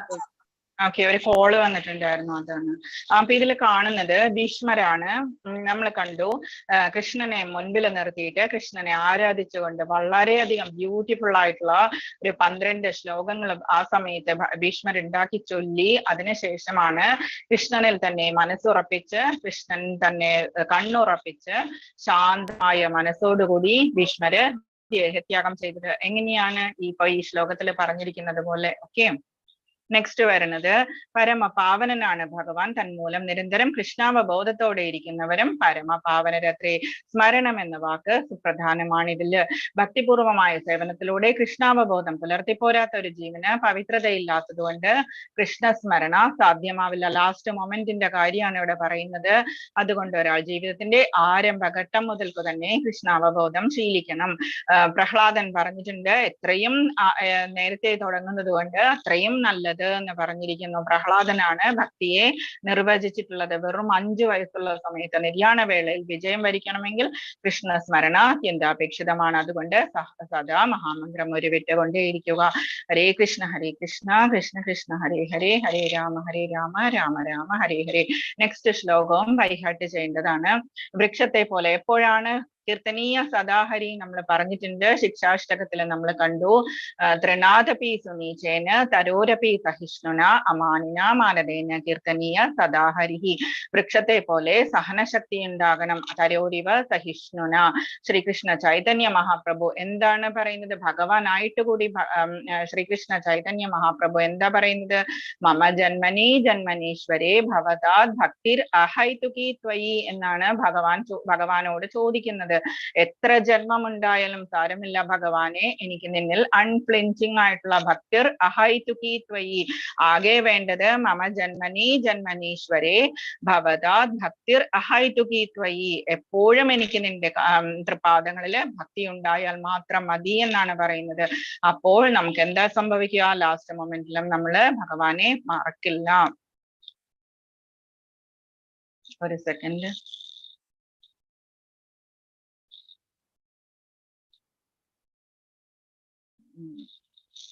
നെക്സ്റ്റ് 8.6 പറയുന്നു. ഇതിൽ കാണുന്ന സ്റ്റോറിയിൽ നമ്മള് പറയും ആ സ്റ്റോറി ഭരത മഹാരാജാവിന്റെ സ്റ്റോറിയാണ്. എന്താണ് 8.6 പറയുന്നത്? ഇതും ബൈഹാർട്ട് ചെയ്യാനുള്ള ശ്ലോകമാണ്. യം യം വാപി സ്മരൻ ഭാവം ത്യജത്യന്തേ കളൈവരം തം തമേ വൈതി കൗന്ദേയ സദാ തദ് ഭാവഭാവിതഃ. ഇതാണ് ഇമ്പോർട്ടന്റ് ആയിട്ടുള്ളത്. നമ്മൾ ലാസ്റ്റ് മൊമെന്റിൽ എന്താണോ നമ്മൾ വിചാരിക്കുന്നത്, ഇപ്പൊ ഭഗവാനെ വിചാരിക്കാൻ നമുക്ക് പറ്റിയിട്ടില്ലെങ്കിൽ നമ്മൾ ചിലപ്പോൾ നമ്മുടെ കുട്ടികളെ ആയിരിക്കും, അതല്ലെങ്കിൽ നമ്മളുടെ പെറ്റ്സിനെ ആയിരിക്കും, അതല്ലെങ്കിൽ വേറെ എന്തിനെ കുറിച്ചെങ്കിലും ആയിരിക്കാം. നമ്മൾ എന്താണോ നമ്മൾ വിചാരിക്കുന്നത് ലാസ്റ്റ് മൊമെന്റിൽ അതായിട്ടാണ് നമ്മൾ നെക്സ്റ്റ് ജന്മം ജനിക്കുക. യം യം വാപി സ്മരൻ ഭാവം. എന്തിനെ കുറിച്ചാണോ സ്മരിക്കുന്നത്? ത്യജത്യന്തേ കളൈവരം. ശരീരം ഉപേക്ഷിക്കുന്ന സമയത്ത് യം യം വാപി സ്മരൻ ഭാവം. എന്താണോ വിചാരിക്കുന്നത് തം തമേ വൈതി കൗന്ദേയ, അത് തന്നെയായിട്ടായിരിക്കും നെക്സ്റ്റ് ജന്മത്തില് പ്രാപിക്കുക. അത് തന്നെയായിട്ടായിരിക്കും ജനിക്കുക. സദാതദ് ഭാവഭാവിതഃ. യം യം വാപി സ്മരൻ ഭാവം ത്യജത്യന്തേ കളൈവരം തം തമേ വൈതി കൗന്ദേയ സദാതദ് ഭാവഭാവിതഃ. എന്തിനെ കുറിച്ചാണോ മരണവേളയിൽ ഒരാൾ സ്മരിക്കുന്നത്, ഹേ കുന്തിപുത്ര, അയാൾ തീർച്ചയായും അതിനെ തന്നെ പ്രാപിക്കും. നെക്സ്റ്റ് നമ്മൾ അതിന്റെ സ്റ്റോറി നമ്മൾ പറയും. മരണത്തിന്റെ നിർണായക നിമിഷങ്ങളിൽ നടക്കുന്നത് എന്താണ് എന്ന് പറയുന്നു. കൃഷ്ണസ്മരണയോടെ ശരീരം ത്യജിക്കുന്നവർ അതേപോലെ തന്നെ ഭഗവത് പദം പ്രാപിക്കുന്നു. അതല്ലാതെ വേറെ എന്തെങ്കിലും വിചാരിക്കുകയാണെങ്കിൽ അവസ്ഥയിൽ എത്തില്ല. നമ്മൾ ആ സമയത്ത് നമ്മൾ കൃഷ്ണസ്മരണ ഉണ്ടാകാൻ വേണ്ടിയിട്ടാണ് എപ്പോഴും ജപിക്കുക, മന്മന, എപ്പോഴും മനസ്സിൽ ഭഗവാനെ തന്നെ ധ്യാനിക്കുക എന്ന് പറയുന്നത്. എപ്പോഴും സാത്വിക ഭാവത്തോടെ. അതുകൊണ്ടാണ് സത്വഭാവത്തില് സത്വഗുണത്തില് വരാൻ പറയുന്നത്. കൃഷ്ണനെ നിരന്തരം സ്മരിക്കുകയും രജോ ഗുണവും തമോ ഗുണവും ഉള്ളപ്പോൾ നമുക്ക് ഭഗവാനെ സ്മരിക്കണം എന്ന് തോന്നില്ല. അപ്പൊ അന്ത്യവേളയിലും ഭഗവത് സ്മരണയുദിക്കും. കൃഷ്ണന്റെ അതീന്ദ്രിയ ഭാവത്തെ പോകുന്നതിന് അത് സാധിക്കും. ആധ്യാത്മികമായി ഭഗവത് സേവനത്തിൽ മുഴുകി ജീവിതം നയിച്ച ഒരാൾക്ക് അടുത്ത ജന്മത്തിൽ ഭൗതിക ദേഹമല്ല ആധ്യാത്മിക ദേഹമായിരിക്കും കിട്ടുക. എപ്പോഴും ഹരേ കൃഷ്ണ മഹാമന്ത്രം ചൊല്ലുന്നത് ഉത്തമമായ മാർഗം. ഈ ഇറ്റേണൽ ആയിട്ടുള്ള ഒരു ശരീരമായിരിക്കും നമുക്ക് നെക്സ്റ്റ് ജന്മത്തിൽ കിട്ടുക. ഇത് ഭരത മഹാരാജാവാണ്. ഭരത മഹാരാജാവ് നന്നായിട്ട് ഭരിച്ചുകൊണ്ടിരുന്നു. അവസാനം വളരെ പ്രജകളെയെല്ലാം കുട്ടികളെ പോലെ നന്നായിട്ട് നോക്കിക്കൊണ്ടിരുന്നു. എന്നിട്ട് ലാസ്റ്റ് സമയമായപ്പോഴേക്കും സന്യാസം സ്വീകരിച്ച് വാനപ്രസ്ഥത്തിനായിട്ട് ഇതിലേക്ക് വന്നു. എന്നിട്ട് വിഷ്ണു സ്മരണ ചെയ്തിട്ട് യജ്ഞവും യാഗവും എല്ലാം വിധിപ്രകാരം ചെയ്ത് ഒരു ചെറിയ പർണശാലയൊക്കെ കെട്ടി അവിടെ ജീവിക്കാൻ തുടങ്ങി. ആ ഭരത മഹാരാജാവിന്റെ നാമത്തിലാണ് നമ്മുടെ ഭാരതം എന്നറിയപ്പെടുന്നത്. അത്രയും അതിനു മുൻപ്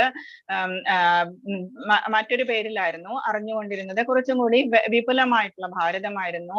ആ സമയത്ത് എന്താ സംഭവിച്ചത്? വളരെയധികം നന്നായിട്ട് ധ്യാനിച്ചുകൊണ്ടിരുന്ന ഭരത മഹാരാജാവ് ലാസ്റ്റ് പ്രേമഭക്തിയുടെ തൊട്ട് മുൻപുള്ള സ്റ്റേജ് വരെ എത്തിയിട്ടുണ്ടായിരുന്നു ഭരത മഹാരാജാവ്. പക്ഷെ എന്താ സംഭവിച്ചത്? ഒരു ദിവസം വെള്ളം എടുക്കാൻ പോയ സമയത്ത് അടുത്തുള്ള നദിയില് ഒരു മാൻപേട, അത് പ്രസവിക്കാറായ ഒരു മാൻ അത് അതിനെ ഒരു ലയൺ വന്നിട്ട്, ഒരു സിംഹം വന്നിട്ട് അതിനെ ഓടിക്കുന്നുണ്ടായിരുന്നു. സിംഹത്തെ കണ്ട് പേടിച്ചിട്ട് ആ വെള്ളത്തിലേക്ക് വെള്ളത്തിൽ ചാടിയിട്ട് അത് അതിന്റെ കരയിൽ കിടന്നത് പ്രസവിച്ച് അത് അവിടെ കിടന്ന് മരിച്ചു പോവുകയും ചെയ്തു. അപ്പൊ ആ സമയത്ത് എന്താ സംഭവിച്ചത്? ഭരത മഹാരാജാവിന് ആ കുഞ്ഞു മാൻകുട്ടിയോട് വളരെയധികം വാത്സല്യം തോന്നി. അമ്മ മരിച്ചു പോയല്ലോ, ആരാണ് അതിനെ രക്ഷിക്കുക? ഇതുപോലെയുള്ള സിംഹങ്ങളൊക്കെ ഇതിലുണ്ടല്ലോ, കാട്ടിലുണ്ടല്ലോ എന്നൊക്കെ വിചാരിച്ചിട്ട് മാൻകുട്ടിയെ എടുത്തിട്ട് ഭരത മഹാരാജാവ് പർണശാലയിലേക്ക് കൊണ്ടുവന്നു. എന്നിട്ട് എല്ലാ ദിവസവും യജ്ഞമെല്ലാം ചെയ്യുന്ന സമയത്തും ആ മാൻകുട്ടിയിലായിരുന്നു മനസ്സ് മുഴുവനും. മാൻകുട്ടിയിലായിരുന്നു. അത് എഴുന്നേക്കുന്നുണ്ടോ, ഓടുന്നുണ്ടോ, പുറത്തേക്ക് പോകുന്നുണ്ടോ, എന്താ അതിന് വിശക്കുന്നുണ്ടോ, ഇങ്ങനെയെല്ലാം ഉള്ള വിചാരമായിട്ട് അവസാനം ഈ കാര്യങ്ങളിലൊക്കെ യജ്ഞവും ഹോമവും എല്ലാം ജപവും എല്ലാം കുറഞ്ഞ അവസാനം മാൻകുട്ടി മാത്രമായിട്ട് മാറി മനസ്സിനകത്ത്. ആ സമയത്ത് എന്താ സംഭവിച്ചത്? അത് കഴിഞ്ഞപ്പോഴേക്കും അത് കുറച്ചായിട്ട് വലുതായി കഴിഞ്ഞപ്പോഴേക്കും ഒരു ദിവസം അത് ചാടി ഓടി പുറത്തേക്ക് പോയ ആ സമയത്ത് ഭരത മഹാരാജാവ് പുറകെ ഓടിയിട്ട് എന്താ സംഭവിച്ചത്? അത് താഴെ വീണു എന്ന് വിചാരിച്ചിട്ട് ഭരത മഹാരാജാവ് തന്നെ പർവ്വതത്തിന്റെ മുകളിൽ നിന്ന് ഇങ്ങനെ താഴെ നോക്കാൻ പോയ സമയത്ത് പർവ്വതത്തിന്റെ മുകളിൽ നിന്ന് താഴെ വീണ് ഭരത മഹാരാജാവ് ശരീരം വെടിഞ്ഞു. ആ സമയത്ത് എന്താ സംഭവിച്ചത്? മാൻകുട്ടിയായിരുന്നു മനസ്സിൽ മുഴുവനും. അടുത്ത ജന്മം ഒരു മാനായിട്ട് ജനിച്ചു. അവസാനം മാനായിട്ട് ജനിച്ചെങ്കിൽ പോലും ഇത്രയധികം നല്ല കാര്യങ്ങളൊക്കെ ചെയ്തിട്ടുള്ളത് കൊണ്ട് പൂർവജന്മ സ്മരണ ഉണ്ടായിരുന്നു. അതുകൊണ്ട് എന്ത് ചെയ്തു? ഒരു ആശ്രമങ്ങളുടെ ഇങ്ങനെയുള്ള ഋഷിമാരുടെ ആശ്രമങ്ങൾ ഉണ്ടായിരുന്നു. ആശ്രമത്തിന്റെ അവിടെ പോയി ഉണങ്ങിയ ഇലകളൊക്കെ കഴിച്ച് അതവിടെ ആശ്രമത്തിന് പുറത്ത് ജീവിച്ചു. അവസാനം ഒരു ദിവസം അത് മരിച്ചുപോയതിനു ശേഷം പിന്നെ കിട്ടിയത് എന്തായിരുന്നു? ഒരു ബ്രാഹ്മണ ജന്മമായിരുന്നു കിട്ടിയത്. മിണ്ടാണ്ട് നടക്കുമായിരുന്നു. ആരോടും ഒന്നും സംസാരിക്കില്ല. അപ്പൊ ജഡഭരതൻ എന്ന് എല്ലാവരും വിളിക്കുമായിരുന്നു. അപ്പം എല്ലാ കാര്യങ്ങളും തെറ്റായിട്ട് ചെയ്യും. എന്തിനു വേണ്ടിയിട്ടാണ്? ആകെ ബ്രഹ്മത്തില് ആത്മാരാമനായിട്ട് തീർക്കാൻ വേണ്ടിയിട്ട്, ലൈഫ് തീർക്കണം എന്ന് ഉദ്ദേശിച്ചിട്ടാണ് അവസാനം രഘുഗണൻ എന്ന് പറഞ്ഞ രാജാവിന് ആത്മോപദേശം ചെയ്യാൻ വേണ്ടി മാത്രം വായ തുറന്ന് ആത്മോപദേശം ചെയ്തതിനു ശേഷം അവസാനം ബ്രഹ്മനിർവാണം. ആ സമയത്താണ് മോക്ഷം കിട്ടുക. 3 ജന്മമാണ് ഇതിന് ശേഷം എടുക്കേണ്ടി വന്നത്. അതുകൊണ്ടാണ് അന്തകാലേ ച മാമേവ സ്മരൻ മുക്ത്വാ കളേബരം. ഇതാണ് മാൻകുട്ടിയായിട്ട് പോകുന്ന ഭരത മഹാരാജാവിന്റെ സ്റ്റോറി. ഭാഗവതത്തിലെ സ്റ്റോറിയാണ്. 8.7 പറയുന്നു തസ്മാത് സർവേഷു കാലേഷു മാമനുസ്മര യുദ്ധ്യച്ച്. ഇനി ഇപ്പോഴും ഭഗവാൻ പറയുന്നു യുദ്ധം ചെയ്യൂ എന്നതേ ഇപ്പോഴും ഓർമ്മിപ്പിക്കുന്നു. അതിനാൽ അർജുന ശ്രീകൃഷ്ണ രൂപത്തിൽ തസ്മാത് സർവേഷു കാലേഷു, ഏതു കാലത്തിലും നീ മാമനുസ്മര, എന്നെ മാത്രം അനുസ്മരിക്കുക, എന്നിട്ട് യുദ്ധം ചെയ്യുക. മയ്യർപ്പിത മനോബുദ്ധിർ, എന്നിൽ അർപ്പിച്ച മനസ്സും ബുദ്ധിയും കൊണ്ട് മാമേ വൈശ്യസ്യ സംശയ, അങ്ങനെ ചെയ്യുന്നത് കൊണ്ട് നീ എന്നെ തന്നെ പ്രാപിക്കും, സംശയമില്ല. വൈശ്യസ്യ സംശയമേ ഇല്ല. അതിനാൽ അർജുന ശ്രീകൃഷ്ണ രൂപത്തിൽ എന്നെ നീ എപ്പോഴും ഓർമ്മിക്കുക, ശ്രീകൃഷ്ണ രൂപത്തിൽ എന്ന് പറഞ്ഞിരിക്കുന്നു. അതോടൊപ്പം തന്റെ നിയതകർമ്മമായ യുദ്ധം നിർവഹിക്കുകയും ചെയ്യുക. സ്വകർമ്മങ്ങളെല്ലാം എനിക്കായി അർപ്പിച്ചും മനോബുദ്ധികൾ എന്നിൽ ഉറപ്പിച്ചുകൊണ്ടും ഇരുന്നാൽ നീ എന്നെ തന്നെ പ്രാപിക്കും, സംശയമില്ല. ഓക്കെ, ഇത്രയും മനസ്സിലായോ?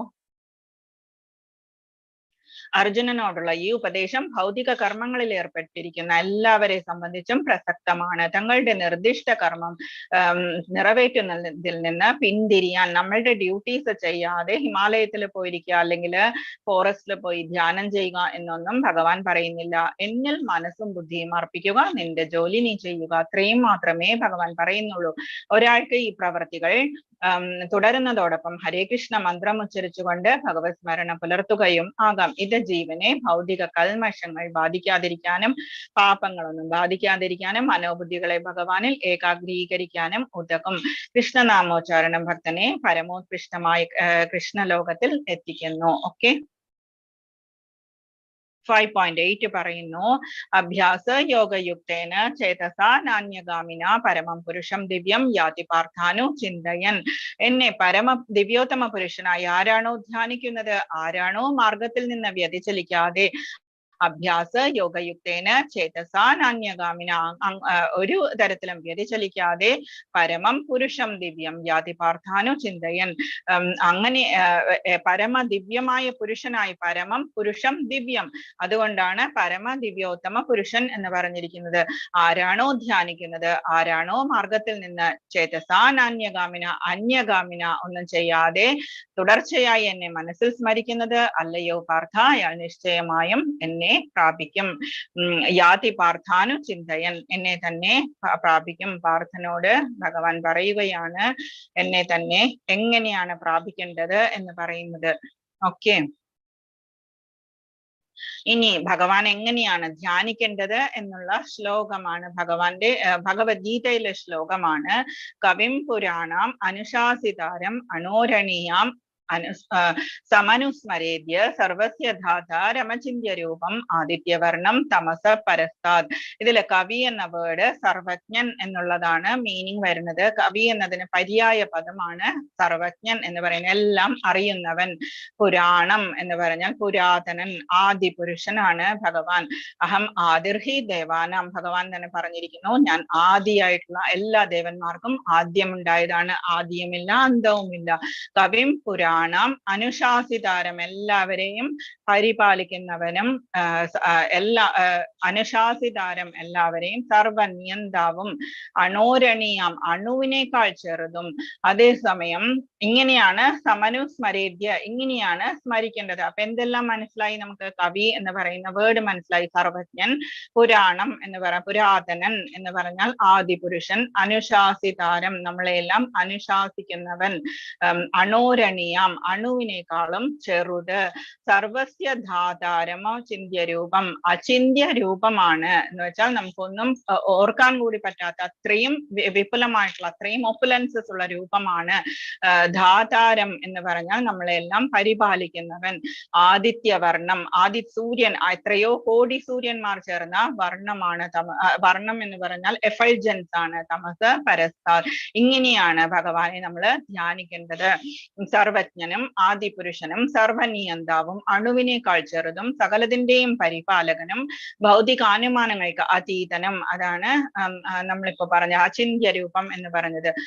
അചിന്യ രൂപനും ഭൗതിക പ്രകൃതിക്ക് അതീതനും ആദിത്യ തേജസ്വിയുമായ വ്യക്തി എന്ന നിലയിലാണ് ഭഗവാനെ ധ്യാനിക്കേണ്ടത്. ഭഗവാനെ ഒരു എഫൾജൻസ് അല്ലെങ്കിൽ ഒരു ജ്യോതി മാത്രമായിട്ടല്ല ധ്യാനിക്കേണ്ടത്. ഇങ്ങനെ കാല് പിണച്ചു വെച്ചിരിക്കുന്ന ശ്യാമസുന്ദര രൂപത്തിലാണ് നമ്മളെപ്പോഴും എപ്പോഴും ധ്യാനിക്കേണ്ടത്. ഇതാണ് ഈ ശ്ലോകത്തിന്റെ മീനിങ്. ഇതിലാണ് ഭഗവത്ഗീതയിൽ ആദ്യമായിട്ട് പറയുന്നത് ഏത് രൂപത്തിലാണ് ഭഗവാനെ ധ്യാനിക്കേണ്ടത് എന്നുള്ളത്. ഓക്കെ, ഇത് ബ്രഹ്മാവ് എല്ലാവരോടും പറയുന്നതാണ്. ബ്രഹ്മസംഹിതയിലെ ഫസ്റ്റ് ശ്ലോകം ഉപദേശിച്ചു കൊടുക്കുന്നതാണ്. ഈശ്വര പരമകൃഷ്ണ സച്ചിദാനന്ദ വിഗ്രഹ അനാദിരാദിർ ഗോവിന്ദ് സർവകാരണ കാരണം എന്ന് പറയുന്ന ശ്ലോകം പറഞ്ഞു കൊടുക്കുന്നതാണ്. ഈ ഫസ്റ്റ് കാണുന്ന പിക്ചറിൽ നമ്മൾ അതിന്റെ ഇത് ഡിസ്കസ് ചെയ്തിട്ടുണ്ട്. നെക്സ്റ്റ് വരുന്നത് എല്ലാ ആരാധനയ്ക്കും സർവേഷാം ആരാധനാനാം സർവേഷാം വിഷ്ണോർ ആരാധനം പരം എന്ന് പാർവതി ദേവിയോട് പറയുകയാണ്. എല്ലാ ആരാധനകളെക്കാളും ഏറ്റവും ഉന്നതയിലുള്ളത് വിഷ്ണു ആരാധനമാണ്. പിന്നെ നമുക്കറിയാം ശ്രീരാമ രാമ രാമേതി രമേ രാമേ മനോരമേ സഹസ്രനാമ തത്തുല്യം ശ്രീരാമനാമ വരാനനെ. ഇത് പാർവതി ദേവിയോട് പറഞ്ഞു കൊടുക്കുന്നതാണ് ഈ രണ്ട് ശ്ലോകത്തിലും നമ്മൾ കാണുന്നത്, ഈ രണ്ട് പിക്ചറിലും നമ്മൾ കാണുന്നത്. ഓക്കെ, ഇനി വരുന്നത് 8.10 പറയുന്നു. പ്രയാണകാലേ മനസാചലേന ഭക്തിയായുക്തോ യോഗ ബലേന ചൈവ ഭ്രുവോർമധ്യേ പ്രാണമാവേശ്യ സമ്യക് സതം പരം പുരുഷമുപൈതി ദിവ്യം. മരണസമയത്ത് യോഗനിഷ്ഠ പൂണ്ട പ്രയാണകാലേ മനസാചലേന ഭക്തിയായുക്തോ യോഗ ബലേന ചൈവ. മരണസമയത്ത് യോഗനിഷ്ഠ പൂണ്ട സ്ഥിരമനസ്കനായി മനസാചലേന അചലേന അനങ്ങാതെ മനസ്സ് സ്ഥിരമായിട്ട് വെച്ച് പരിപൂർണ ഭക്തിയോടെ ഭക്തിയായുക്തോ പരിപൂർണ ഭക്തിയോടെ യോഗ ബലേന ചെയ്വ യോഗനിഷ്ഠ പൂണ്ട്. ഇത്രയും മനസ്സിലായ രണ്ട് വരി. പ്രയാണകാലേ മനസാചലേന മനസ്സ് അചലേന അനക്കാതെ എന്ന് വെച്ചാൽ സ്ഥിര മനസ്കനായി ഭക്തിയായുക്തോ ഭക്തിപൂർവം യോഗ ബലേന ചെയ്വ യോഗനിഷ്ഠനായി ഭ്രുവോർ മധ്യേ. ഭ്രുവോ എന്ന് പറഞ്ഞാൽ നമ്മളുടെ ഐബ്രോസിന്റെ മധ്യേ പ്രാണമാവേശ്യ സമ്യക. അവിടെയാണ് പ്രാണൻ ഉറപ്പിച്ചുകൊണ്ട് പ്രാണവായുവിനെ ഉറപ്പിച്ചുകൊണ്ട് സതം പരം പുരുഷമുപൈതി ദിവ്യം. ഒരു ട്രിക്ക് ഭഗവാൻ പറയുകയാണ്. ഭഗവത് സ്മരണ ചെയ്യുന്നവൻ തീർച്ചയായും പരമപുരുഷനെ പ്രാപിക്കും. പ്രയാണകാലേ മനസാചലേന ഭക്തിയായുക്തോ യോഗ ബലേന ചൈവ ഭ്രുവോർ മധ്യേ പ്രാണമാവേശ്യ സമ്യക് സതം പരം പുരുഷമുപൈതി ദിവ്യം. മീനിങ് മനസ്സിലായില്ലേ? ശ്ലോകം വായിച്ചാൽ തന്നെ നമുക്കത് കട്ട് ചെയ്ത് വായിച്ചാൽ നമുക്കതിന്റെ മീനിങ് മനസ്സിലാവും. ഇതിൽ കാണുന്നത് അജാമിള ബ്രാഹ്മണന്റെ പിക്ചറാണ്. അജാമിളൻ എന്ന് പറഞ്ഞൊരു ബ്രാഹ്മണൻ ഉണ്ടായിരുന്നു. ഒരു 20 വയസ്സുള്ള സമയത്ത് വരെ അച്ഛനമ്മമാര് പറയുന്നത് എന്താണോ അതെല്ലാം ചെയ്തുകൊണ്ടിരുന്നു. പുരോഹിത ഫാമിലി ആയിരുന്നു. അച്ഛനും പുരോഹിതനായിരുന്നു, ഗ്രാമ പുരോഹിതനായിരുന്നു. അതുവരെ പറയുന്ന എല്ലാ ജോലികളും അജാമിളൻ ചെയ്തു കൊടുക്കുന്നുണ്ടായിരുന്നു. ഇതുപോലെയാണ് കുട്ടികൾ ഉണ്ടാവേണ്ടത് എന്ന് നാട്ടുകാരെല്ലാവരും പറഞ്ഞുകൊണ്ടിരുന്നു. അജാമിളനെ കണ്ടിട്ട് ബ്രാഹ്മണ കുടുംബത്തിൽ ജനിച്ചതാണ്. അച്ഛൻ പറയുന്നതിനപ്പുറം പോകാത്ത ഒരു നല്ലൊരു കുട്ടി, സന്ധ്യാവന്ദനം ചെയ്യുന്ന എല്ലാ കാര്യങ്ങളും ഭക്തിയോടെ ഭംഗിയായി ചെയ്യുന്ന ഒരു കുട്ടിയായിരുന്നു. 20 വയസ്സായ സമയത്ത് അച്ഛനമ്മമാര് നല്ലൊരു പയസ്സായിട്ടുള്ള ഒരു ലേഡി, ഒരു പെൺകുട്ടിയെ കല്യാണം കഴിച്ചു കൊടുത്തു. കല്യാണം കഴിച്ചു കൊടുത്തിട്ട് സുഖമായിട്ട് ജീവിച്ചുകൊണ്ടിരുന്ന സമയത്ത് ജസ്റ്റ് ഒരു സെക്കൻഡ് മതി നമുക്ക് മായാദേവി വന്ന് ആക്രമിക്കാൻ. നമ്മളുടെ മനസ്സ് ഒരു സെക്കൻഡിന്റെ ഫ്ലിപ്പ്, ഒരു സെക്കൻഡ് സ്കിപ്പായാൽ മതി, നമ്മളുടെ ലൈഫ് മുഴുവനും അതില് പോയി കിട്ടും നമുക്ക്. അതിന്റെ ഒരു എക്സാമ്പിൾ ആണ്. അപ്പം ആ സമയത്ത് ഒരു ദിവസം പൂക്കളൊന്നും ഇല്ലാതിരുന്നത് കൊണ്ട് ഫോറസ്റ്റ് അടുത്തുള്ള ഒരു കുറച്ച് വനപ്രദേശം ഉണ്ടായിരുന്നു. അവിടെ പോയിട്ട് പൂക്കളൊക്കെ എടുക്കാൻ വേണ്ടിയിട്ട്, പൂക്കളെ കളക്ട് ചെയ്യാൻ വേണ്ടിയിട്ട് അജാമിളൻ പോയി. ഒരു ദിവസം നല്ല സന്തോഷമായിട്ട് ജീവിച്ചിരിക്കുന്ന നന്നായിട്ട് കാര്യങ്ങളൊക്കെ ഭംഗിയായിട്ട് പോയിക്കൊണ്ടിരിക്കുന്ന സമയമായിരുന്നു. ആ സമയത്ത് എന്താ സംഭവിച്ചത്? അവിടെ ചെന്നപ്പോഴേക്കും ഒരു ചിരി കേട്ടു, ഒരു സ്ത്രീയുടെ ഒരു ചിരി കേട്ടു. ചിരി കേട്ടിട്ട് അജാമിളന് തോന്നി, ഒരു സെക്കൻഡ് നോക്കിയാൽ എന്താ, ആരാണെന്ന് നോക്കിയാൽ എന്താ, ഒരു പുരുഷന്റെ സൗണ്ടും കേൾക്കുന്നുണ്ട്, എന്നാ പിന്നെ ഒന്ന് നോക്കട്ടെ എന്ന് പറഞ്ഞിട്ട് ഒരു വൃക്ഷത്തിന്റെ മറവിൽ നിന്നിട്ട് ജസ്റ്റ് ഒരു സെക്കൻഡ് ഒന്ന് നോക്കിയപ്പോഴെന്താണ്, അവിടെ ഒരു ശൂദ്ര സ്ത്രീ നിന്നിട്ട് കള്ളു കുടിച്ചിട്ട് വളരെയധികം മുറുക്കാനൊക്കെ എടുത്തിട്ട് ലിപ്സ് ഒക്കെ ചോപ്പിച്ച് ഒരു വളരെ ഇന്റിമേറ്റ് ആയിട്ടുള്ള കുറച്ച് സീൻസ് കണ്ടു. അപ്പൊ ആ സീൻസ് കണ്ട സമയത്ത് അജാമിളന് തോന്നി ഒന്നുകൂടി നോക്കിയാൽ എന്താ എന്ന് തോന്നി. ഒന്നുകൂടി നോക്കിയ സമയത്ത് ആ അജാമിളന്റെ മനസ്സ് മുഴുവനും ആ ശൂദ്ര സ്ത്രീയിൽ, ആ പ്രോസ്റ്റിറ്റ്യൂട്ടില് എത്തി. അപ്പൊ ആ സമയത്ത് അതെല്ലാം കഴിഞ്ഞ് വളരെ വിഷമിച്ച് ഇയാൾ അജാമിളൻ പൂക്കളൊക്കെ എടുത്തിട്ട് വീട്ടിലേക്ക് പോയി. പക്ഷെ മനസ്സ് മുഴുവനും ഈ സീൻസ് ആയിരുന്നു. ആ സമയത്ത് എന്താ സംഭവിച്ചത്? അജാമിളൻ നെക്സ്റ്റ് ഡേ പോയിട്ട് അവരോട് പോയി ചോദിച്ചു, എന്റെ കൂടെ വരാമോ വീട്ടിലേക്ക് എന്ന് പറഞ്ഞു. അപ്പൊ അവര് പറഞ്ഞു, എനിക്ക് ദിവസം ഇത്രത്തോളം പൈസ തരണം, എന്നിട്ട് എനിക്ക് ഇത്ര കാര്യങ്ങൾ ചെയ്യണം എന്നൊക്കെ പറഞ്ഞിട്ട് അജാമിളൻ ആ സ്ത്രീയെയും കൂട്ടിക്കൊണ്ട് വീട്ടിലേക്ക് പോകുന്നു. അത്രയും മനസ്സ് ആ സ്ത്രീയില് അറ്റാച്ച്ഡ് ആയി കഴിഞ്ഞു, അട്രാക്റ്റഡ് ആയി കഴിഞ്ഞു. അപ്പൊ ആ സമയത്ത് അവര് വീട്ടിലെല്ലാവരും ദേഷ്യപ്പെട്ടു. ആദ്യം പറഞ്ഞത് സെർവന്റ് ആയിട്ട് കൊണ്ടുവന്നു എന്നാണ്. പിന്നെ അവരുടെ പെരുമാറ്റം എല്ലാം കണ്ടു കഴിഞ്ഞപ്പോഴേക്കും അച്ഛനും അമ്മയ്ക്കെല്ലാം മനസ്സിലായി കാര്യങ്ങള്. അവര് ശപിച്ചുകൊണ്ട് വീട്ടിൽ നിന്ന് ഇറങ്ങിപ്പോയി. അജാമിളന്റെ വളരെ സുന്ദരിയും വളരെ ശാന്ത സ്വഭാവമുള്ള ഭാര്യയും ഇറങ്ങിപ്പോയി. അവസാനം ഇവരവിടെ ജീവിക്കാൻ തുടങ്ങിയ സമയത്ത് കുറച്ചു നാൾ കഴിഞ്ഞപ്പോഴേക്കും അജാമിളന് യാതൊരു പുരോഹിതൻ എന്ന് പറഞ്ഞ രീതിയിലുള്ള സന്ധ്യാവന്ദനം എല്ലാം പോയി. എന്നിട്ട് ആ സമയത്ത് എന്താ സംഭവിച്ചത്? എല്ലാരും ഉപദ്രവിച്ചിട്ട് പൈസ എടുക്കാൻ തുടങ്ങി. എന്താന്ന് വെച്ചാൽ ഈ സ്ത്രീക്ക് എല്ലാ ദിവസവും ധാരാളം പൈസ വേണം, കള്ള് കുടിക്കണം, അതുപോലെയുള്ള എല്ലാ കാര്യങ്ങളും ചെയ്യണം. ഈ സമയത്ത് 10 കുട്ടികൾ ഉണ്ടായി. 10 കുട്ടികളില് ലാസ്റ്റ് കുട്ടിക്ക് നാരായണൻ എന്ന് പേരിട്ടു. അത് മാത്രമേ ഈ അജാമിളന്റെ ലൈഫിൽ ഒരു നല്ല കാര്യം സംഭവിച്ചിട്ടുള്ളൂ. 10ാമത്തെ കുട്ടിയുടെ പേര് നാരായണൻ വെച്ചത് മാത്രം. എന്നിട്ട് 88 വയസ്സായി. 88 വയസ്സായ സമയത്ത് ഒരു ദിവസം മരണകാലം വന്നു. കിടക്കുകയായിരുന്നു അജാമിളൻ. അപ്പൊ ആ സമയത്ത് യമദൂതന്മാരെ കണ്ടു. നമ്മളെപ്പോഴും നാമജപം ചെയ്തുകൊണ്ടിരിക്കുമ്പോൾ നമ്മളുടെ മരണസമയം അടുക്കുമ്പോൾ ആരാ വരിക നമുക്ക് കൂടെ? നമ്മളെ കൊണ്ടുപോകാൻ വിഷ്ണുദൂതന്മാരാണ് വരിക. അതേസമയം നമ്മൾ ഇതൊന്നും ചെയ്യാതിരുന്നു കഴിഞ്ഞാൽ യമദൂതന്മാരാണ് കയറും കൊണ്ടുവരിക. എന്നിട്ട് അജാമിളന്റെ അടുത്ത് കയറും കൊണ്ടുവന്നു യമദൂതന്മാര്. എന്നിട്ട് ആ സമയത്ത് ഇയാള് അജാമിളൻ ഏത് സമയവും നാരായണ നാരായണ എന്ന് വിളിക്കുമായിരുന്നു ഈ കുട്ടിയെ. എന്നിട്ട് നാരായണ ഭക്ഷണം കഴിച്ചോ, നാരായണ എവിടെ പോയി, ഇങ്ങോട്ട് വരൂ, എല്ലാ നേരവും നാരായണൻ അടുത്ത് വേണം. ആ സമയമായപ്പോഴേക്കും ഇയാൾക്ക് പേടിയായി. യമദൂതന്മാരെ ഇയാളെ കണ്ടു.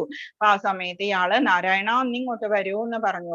വിളിച്ച സമയത്ത് വിഷ്ണുദൂതന്മാർ ഓടി വന്നു. ഞങ്ങളുടെ സ്വാമിയാണ് വിളിക്കുന്നത് എന്ന് പറഞ്ഞ് വിഷ്ണുദൂതന്മാർ ഓടി വന്നു. വിഷ്ണുദൂതന്മാരും യമദൂതന്മാരും കൂടി അവിടെ സംഭാഷണം ഉണ്ടായി. എന്നിട്ട് ഞങ്ങളുടെ സ്വാമിയാണ് വിളിച്ചത് എന്ന് പറഞ്ഞിട്ട് യമദൂതന്മാരെ പറഞ്ഞു വിടുന്നു വിഷ്ണുദൂതന്മാർ. ഇതെല്ലാം കണ്ടുകൊണ്ട് കിടന്നിരുന്ന അജാമിളന് കാര്യം മനസ്സിലായി. അയാള് എന്താ സംഭവിച്ചത്? പശ്ചാത്തപിച്ചിട്ട് വീട്ടിൽ നിന്ന്, വയ്യാത്ത സമയത്തും അയാള് വീട്ടിൽ നിന്ന് ഭാഗവതവും എല്ലാം എടുത്തിട്ട് ഹരിദ്വാറിലേക്ക് പോയിട്ട് അവിടെ ഒരു ക്ഷേത്രത്തിൽ പോയി 2 വർഷത്തോളം ഈ ഭാഗവതം ദശമസ്കന്ധം പാരായണം ചെയ്ത് അവസാനം അയാൾക്ക് വിമാനം വന്ന്, വിഷ്ണുദൂതന്മാര് വന്ന് വിമാനത്തില് കയറ്റിക്കൊണ്ടുപോകുന്നു. ഫസ്റ്റ് കാണുന്ന പിക്ചറിൽ കാണുന്നതാണ് മരണസമയത്തെ സംഭവം. പിന്നെ വരുന്നത് വിഷ്ണുദൂതന്മാര് വിമാനം കൊണ്ടുവന്ന് അതിലെ കൊണ്ടുപോകുന്ന സ്റ്റോറിയാണ്. അതാണ് നമ്മൾ ജസ്റ്റ് എന്താണ് ഈ അന്ധകാലേച മാമേവ സ്മരൻ മുക്ത്വാ കളേബരം എന്നുള്ളതിന്റെ എക്സാമ്പിൾ സ്റ്റോറിയാണ് നമ്മളിപ്പോ കേട്ടത്. ഭാഗവതത്തിലെ സ്റ്റോറിയാണ്. 8.14 പറയുന്നു, അനന്യ ചേത സതതം യോമാം സ്മരതി നിത്യശഃ തസ്യാഹം സുലഭ പാർത്ഥ നിത്യയുക്തസ്യ യോഗിനഃ. അല്ലയോ പാർത്ഥ, നിരന്തരമായ ഭക്തിയുത സേവനം, അനന്യ ചേത സതതം, എല്ലാ നേരവും അനന്യ ചേത, അനന്യമായിട്ടുള്ള വേറെ ഒരു ഇതും ഇല്ലാതെ, യോമാം സ്മരതി നിത്യശഃ, മാം എന്ന് പറഞ്ഞാൽ എന്നെ, സ്മരതി നിത്യശഃ എപ്പോഴും സ്മരിക്കുന്നവൻ, തസ്യാഹം സുലഭ പാർത്ഥ നിത്യയുക്തസ്യ യോഗിനഃ, അങ്ങനെ ചെയ്യുന്ന യോഗിക്ക് ഞാൻ എപ്പോഴും എന്താണ് സുലഭനാണ്, എപ്പോഴും ഞാൻ അവർക്ക് പ്രാപ്യനാണ്. ഭഗവാൻ ഓഫർ ചെയ്യുന്നു, പ്രോമിസ് ചെയ്യുന്നു നമുക്ക്, എന്നെ എപ്പോഴും ഭക്തി സേവനം മൂലം സ്ഥിരചിത്തതയോടെ സ്മരിക്കുന്ന യോഗനിഷ്ഠന് ഞാൻ സുപ്രാപ്യനാണ്. ഇനി 8.15 പറയുന്നു, മാമുപേത്യ പുനർജന്മ ദുഃഖാലയം അശാശ്വതം. ഭക്തിയോഗം കൊണ്ട് മാമുപേത്യ പുനർജന്മ, ഇങ്ങനെ ദുഃഖാലയം അശാശ്വതം എന്ന് പറയുന്നത് ഇതിലാണ് ഭഗവാൻ പറയുന്നത്. ഈ ലോകം എന്ന് പറയുന്നത്, മെറ്റീരിയൽ വേൾഡ് എന്ന് പറയുന്നത്, ഭൗതിക ലോകം എന്ന് പറയുന്നത് ദുഃഖാലയവും, ദുഃഖത്തിന്റെ വീട്, അശാശ്വതം, ടെമ്പററി. അതുകൊണ്ട് ഭക്തിയോഗം കൊണ്ട് നാപ്നുവന്തി മഹാത്മാന സംസിദ്ധിം പരമാം ഗതാഹ, ഭക്തിയോഗം കൊണ്ട് എന്നെ പ്രാപിച്ച മഹാത്മാക്കൾ പരിപൂർണത നേടിയവരാകയാൽ അവർ ദുഃഖപൂർണവും അസ്ഥിരവുമായ ഈ ലോകത്തിലേക്ക് തിരിച്ചു വരുന്നില്ല. നാപ്നുവന്തി മഹാത്മാന, ഇങ്ങനെയുള്ള മഹാത്മാക്കൾ ഈ ലോകത്തിലേക്ക് തിരിച്ചു വരുന്നില്ല. ഇതിൽ കാണുന്ന പിക്ചറിൽ കാണുന്നത് കൃഷ്ണന്റെ വീട്ടില് ഫ്രൂട്ട്സ് വിൽക്കാൻ വരുന്ന ഒരു സ്ത്രീയാണ്. അവര് ശ്രീകൃഷ്ണ ഗോവിന്ദ ഹരേ മുരാരേ പാടിക്കൊണ്ടാണ് വന്നിരുന്നത്. മാമ്പഴം വേണോ അല്ലെങ്കിൽ അങ്ങനെയല്ലായിരുന്നു പറഞ്ഞുകൊണ്ടിരുന്നത്. കൃഷ്ണന്റെ നാമമാണ്, അവർക്കറിയാം ഭഗവാനാണ് എന്നുള്ളത്. അപ്പൊ അവർക്ക് അച്ഛൻ എപ്പോഴും, അച്ഛനോ അമ്മയോ യശോദമ്മയോ നന്ദഗോപുരോ ഈ സ്ത്രീ വരുമ്പോ ഫ്രൂട്ട്സ് വാങ്ങിച്ചിട്ട് അവർക്ക് തിരിച്ച് ധാന്യമാണ് കൊടുത്തിരുന്നത്. അപ്പൊ ആ ഓർമ്മ വെച്ചിട്ട് ഒരു ദിവസം കൃഷ്ണൻ ഇവര് വന്ന സമയത്ത് ഇവരെ അനുഗ്രഹിക്കാൻ വേണ്ടിയിട്ട് ഓടി വന്ന സമയത്ത് ഇവര് കൈ നിറയെ ഫ്രൂട്ട്സ് വെച്ചു കൊടുത്തു. എന്നിട്ട് കൃഷ്ണൻ അകത്ത് പോയിട്ട് ധാന്യം എടുത്തുകൊണ്ട് വന്നു. കുഞ്ഞു കൈയാണ്, കുഞ്ഞു കൈയുടെ ഇടയിൽ നിന്ന് ധാന്യങ്ങളൊക്കെ പോകുന്നത് കണ്ടിട്ട് അതിന്റെ ഭംഗി കണ്ടിട്ട് ഇവര് സ്മൈല് ചെയ്ത് ആ കുഞ്ഞിനെ നോക്കിക്കൊണ്ടിരുന്നു. എന്നിട്ട് ആ കൊണ്ടുവന്ന ധാന്യം മുഴുവനും ഈ കൃഷ്ണൻ അവരുടെ കുട്ടയിലിട്ട് കൊടുത്തു. കുട്ടയിലിട്ട് കഴിഞ്ഞപ്പോഴേക്കും അതിൽ നിറയെ ജ്വല്ലറിയും മാണിക്യവും മരതകവും എല്ലാം വജ്രവും എല്ലാമായി അത് മാറി. ഭഗവാൻ അങ്ങനെയാണ് അനുഗ്രഹിച്ചത്. അതുകൊണ്ടാണ് മാമോപേത്യ പുനർജന്മ, എന്നിൽ തന്നെ ഭക്തി യോഗം കൊണ്ട് എന്ന് തന്നെ പറഞ്ഞിരിക്കുന്നു. ദുഃഖാലയം അശാശ്വതം, ഈ ടെമ്പററി ആയിട്ടുള്ള ലൈഫിലേക്ക് പിന്നെ തിരിച്ച് വരില്ല. 8.16 പറയുന്നു, ആഭ്രമ ഭുവനാലോക പുനരാവർത്തിനോർജുന മാമോപേത്യതു കൗന്ദേയ പുനർജന്മന വിദ്യതേ. പിന്നെയും ആർക്കാണ് പുനർജന്മം ഇല്ലാത്തത്? ഭൗതിക ലോകത്തിൽ സർവോന്നതമായ ഗ്രഹം എന്ന് പറഞ്ഞാൽ ബ്രഹ്മലോകമാണ്. നമ്മളുടെ ഭൂമി തൊട്ട് മുകളിലേക്കുള്ള ലോകങ്ങളിൽ ഏറ്റവും ഉയരത്തിൽ നിൽക്കുന്നത് ബ്രഹ്മലോകമാണ്. നമ്മളുടെ ഈ ഇവിടെ വന്ന് ജനിക്കുന്ന ഓരോ ലിവിങ് എൻറ്റിറ്റീസും നല്ല കാര്യങ്ങളൊക്കെ ചെയ്യുമ്പോൾ സ്വർഗം പോലെയുള്ള ഈ ബ്രഹ്മലോകം വരെയുള്ള ലോകങ്ങളിലാണ് പോവുക. ഏറ്റവും അധമമായിട്ടുള്ളത് പാതാളം, അതിന് താഴെ വരുന്നതാണ് ഭൂമിക്ക് താഴെയുള്ളത്. ഓരോന്നും ജനന മരണങ്ങൾ ആവർത്തിച്ചുകൊണ്ടേയിരിക്കുന്ന ദുരിതപൂർണങ്ങളായ സ്ഥലങ്ങളാണ്. അപ്പോ ഏറ്റവും മുകളിലുള്ള ബ്രഹ്മലോകവും ഏറ്റവും താഴെയുള്ള പാതാള ലോകവും അതിനിടയിലുള്ള ലോകങ്ങൾ കംപ്ലീറ്റ് എന്താണ്? മരണവും ജനനവും ഇങ്ങനെ സൈക്കിള് പോലെ വന്നുകൊണ്ടിരിക്കും. കുന്തിപുത്ര, എന്റെ പരമപദത്തിലെത്തിയവനാകട്ടെ പിന്നീട് ജന്മമെടുക്കേണ്ടി വരില്ല. ഭഗവാന്റെ പരമപദത്തിലെത്തിയാൽ മാത്രമേ നമുക്ക് ജന്മമെടുക്കേണ്ട എന്നുള്ള അവസ്ഥ വരുള്ളൂ. അതിന് താഴെയുള്ള ലോകങ്ങളിൽ ബ്രഹ്മലോകം മുതൽ താഴെയുള്ള സ്വർഗലോകത്തിൽ പോയാൽ പോലും നമുക്ക് ക്ഷീണേ പുണ്യേ മർത്യ ലോകം വിശന്തി, പുണ്യം ക്ഷീണിക്കുമ്പോൾ നമ്മള് മർത്യ വന്ന് ജനിക്കും. ഓക്കെ, ആ ബ്രഹ്മ ഭുവനാലോക പുനരാവർത്തിനോർജുന, ആവർത്തിച്ചു കൊണ്ടിരിക്കും. മാമുപേത്യതു കൗന്ദേയ, അതേസമയം എന്റെ പരമപദത്തിലെത്തിയവരാവട്ടെ പുനർജന്മന വിദ്യതേ, പുനർജന്മം ഉണ്ടാകില്ല. ഓക്കെ, ഇനി ഭഗവാൻ എങ്ങനെയുള്ളതാണ്? ഭഗവാന്റെ ധാമം എന്ന് പറയുന്നു. ധാമം എന്ന് പറഞ്ഞാൽ ഭഗവാന്റെ വാസസ്ഥലം, നമ്മുടെ ഗോലോക വൃന്ദാവനമാണ്. ഏറ്റവും മുകളിലുള്ള വേൾഡ് ആണ് ഗോലോകം എന്ന് പറയുന്നത്. അവ്യക്തോക്ഷര ഇത്യുക്ത, അവ്യക്തവും അക്ഷരവുമാണത്. അവ്യക്തം എന്ന് പറഞ്ഞാൽ ആർക്കും അറിയില്ല, അക്ഷരം എന്ന് പറഞ്ഞാൽ നാശമില്ലാത്തത്, അക്ഷയം. ഇത്യുക്ത സ്തമാഹു പരമാം ഗതിഹി യം പ്രാപ്യന നിവർത്തന്തേ, അവിടെ വന്നു കഴിഞ്ഞാൽ തദ്ധാമ യം പ്രാപ്യന നിവർത്തന്തേ, അവിടെ പോയി കഴിഞ്ഞാൽ തിരിച്ചു വരണ്ട.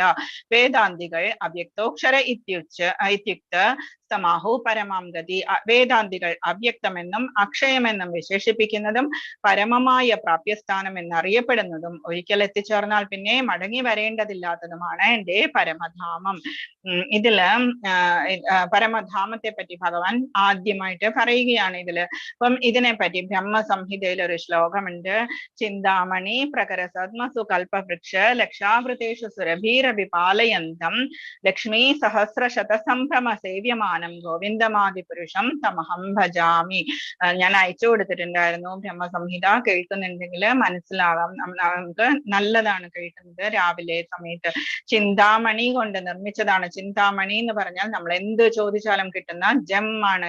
ചിന്താമണി എന്ന് പറയുന്ന സ്റ്റോൺ ആണ്, ജം. പ്രകര സദ്മസു കൽപവൃക്ഷ, അതില് അതുകൊണ്ടുണ്ടാക്കിയ ബിൽഡിങ്സ് ആണ് അവിടെ ഉള്ളത്. ഫ്ലോർ ആണെങ്കിലും വാൾസ് ആണെങ്കിലും ചിന്താമണി കൊണ്ട് നിർമ്മിച്ചതാണ്.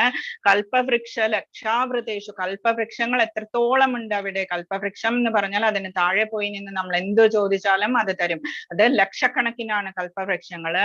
ലക്ഷാവൃതേഷു സുരഭീരഭി പാലയന്തം, എന്ത് ചോദിച്ചാലും തരുന്ന സുരഭി എന്ന് പറയുന്ന പശുക്കളാണ് അവിടെ. ധാരാളം ലക്ഷം പശുക്കളാണ്. എന്നിട്ട് ലക്ഷ്മി സഹസ്ര ശതസംഭ്രമ സേവ്യമാനം.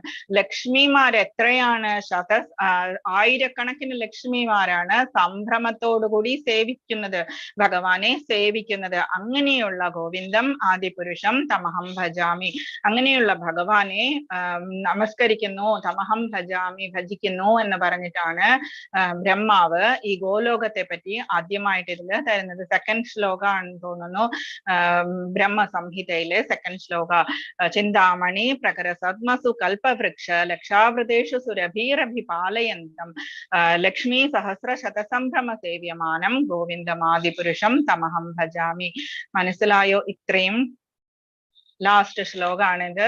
വേദേഷു യജ്ഞേഷു തപസ്സു ചൈവ ദാനേഷു യത് പുണ്യഫലം പ്രതിഷ്ഠം അത്യേതി തത്സർവമിദം വിദിത്വാ യോഗി പരം സ്ഥാനമുപൈതി ചാദ്യം. ഭക്തിമാർഗം സ്വീകരിച്ചതുകൊണ്ട് എന്താണ്? വേദ പഠനമോ യജ്ഞാചരണമോ ദാനമോ ഇതെല്ലാം കാമ്യകർമ്മങ്ങൾ, ഇതെല്ലാം ചെയ്യാവുന്ന പുണ്യങ്ങളൊന്നും മനുഷ്യന് നഷ്ടപ്പെടുന്നില്ല. ജസ്റ്റ് എന്താ വേണ്ടത്? ഭക്തി മാത്രം മതി ഭഗവാനെ പ്രാപിക്കാൻ വേണ്ടിയിട്ട്. ഒരേ ഒരു കാര്യം മതി, ഭഗവാനെ എന്നുള്ള നാമം മാത്രം മതി. നമ്മളുടെ നാവില് ഭക്തി മാത്രം, ഭാവം മാത്രം മതി ഭഗവാന്. ഭഗവത് സേവനം കൊണ്ട് തന്നെ മേൽപ്പറഞ്ഞ പുണ്യഫലങ്ങളെല്ലാം ഭക്തന് ലഭിക്കുന്നു. എന്ത് തന്നെയാണെങ്കിലും നമ്മൾ ഇന്നലെ പറഞ്ഞു, ഏതെല്ലാം ഡെമിഗോഡ്സിനെ പോയി തൊഴുമ്പോൾ ഡെമിഗോഡ്സിന്റെ ലോകത്തിലേക്ക് പോകുന്നു, അതല്ലെങ്കിൽ അങ്ങനെയുള്ള കാര്യങ്ങളൊക്കെ നമ്മൾ പറഞ്ഞു. എന്ന് വെച്ചിട്ട് നമ്മള് കുടുംബത്തിൽ ചെയ്തു വന്നിരുന്ന കാര്യങ്ങളൊന്നും ചെയ്യാതിരിക്കരുത്.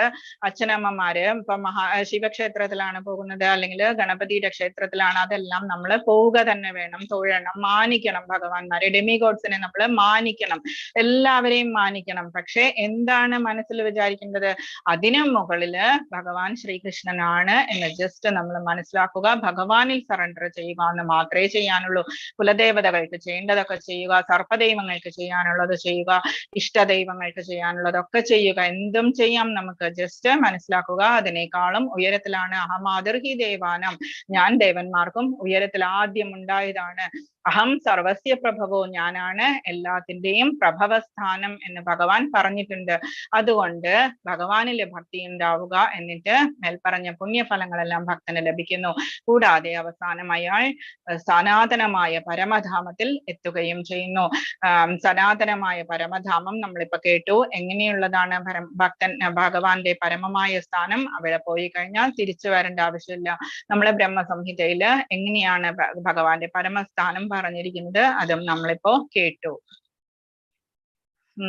ഭഗവത് സേവനത്തിൽ മുഴുകിക്കൊണ്ട് ഒറ്റയടിക്ക് നാലാശ്രമ വ്യവസ്ഥകളിലെ കർക്കശവ്രതങ്ങളെയും പിന്നിട്ടു കളയാമെന്നതാണ് കൃഷ്ണാവബോധത്തിന്റെ മനോഹാരിത. നമുക്ക് വീട്ടിലിരുന്നു കൊണ്ട് തന്നെ ബ്രഹ്മചാരി ആവണം എന്നില്ല, ഗൃഹസ്ഥാശ്രമിയാണെങ്കിലും നമുക്ക് ഒരു കുഴപ്പവുമില്ല, വനത്തില് പോകണം എന്നില്ല, സന്യാസം വേണം എന്നില്ല. ഇതെല്ലാം നമുക്ക് ഭക്തി കൊണ്ട് മാത്രം നമുക്ക് സാധിക്കും. ഭക്തനുമായുള്ള സഹവാസം തുടർന്നു പോകുമ്പോൾ ഭഗവത് സേവനത്തിന് അവസരമായി ആ സേവന കർമ്മം കൊണ്ട് കൃഷ്ണനെ കുറിച്ചും ഇപ്പൊ നമ്മള് 6:30 to 7 വരെയുള്ള സമയം എപ്പോഴും നമ്മൾ പറയുന്നുണ്ട് ഭക്തനുമായുള്ള സഹവാസം, അസോസിയേഷൻ ഓഫ് ഡിവോട്ടീസ്. അപ്പൊ ആ സമയത്ത് എന്താ സംഭവിക്കുക?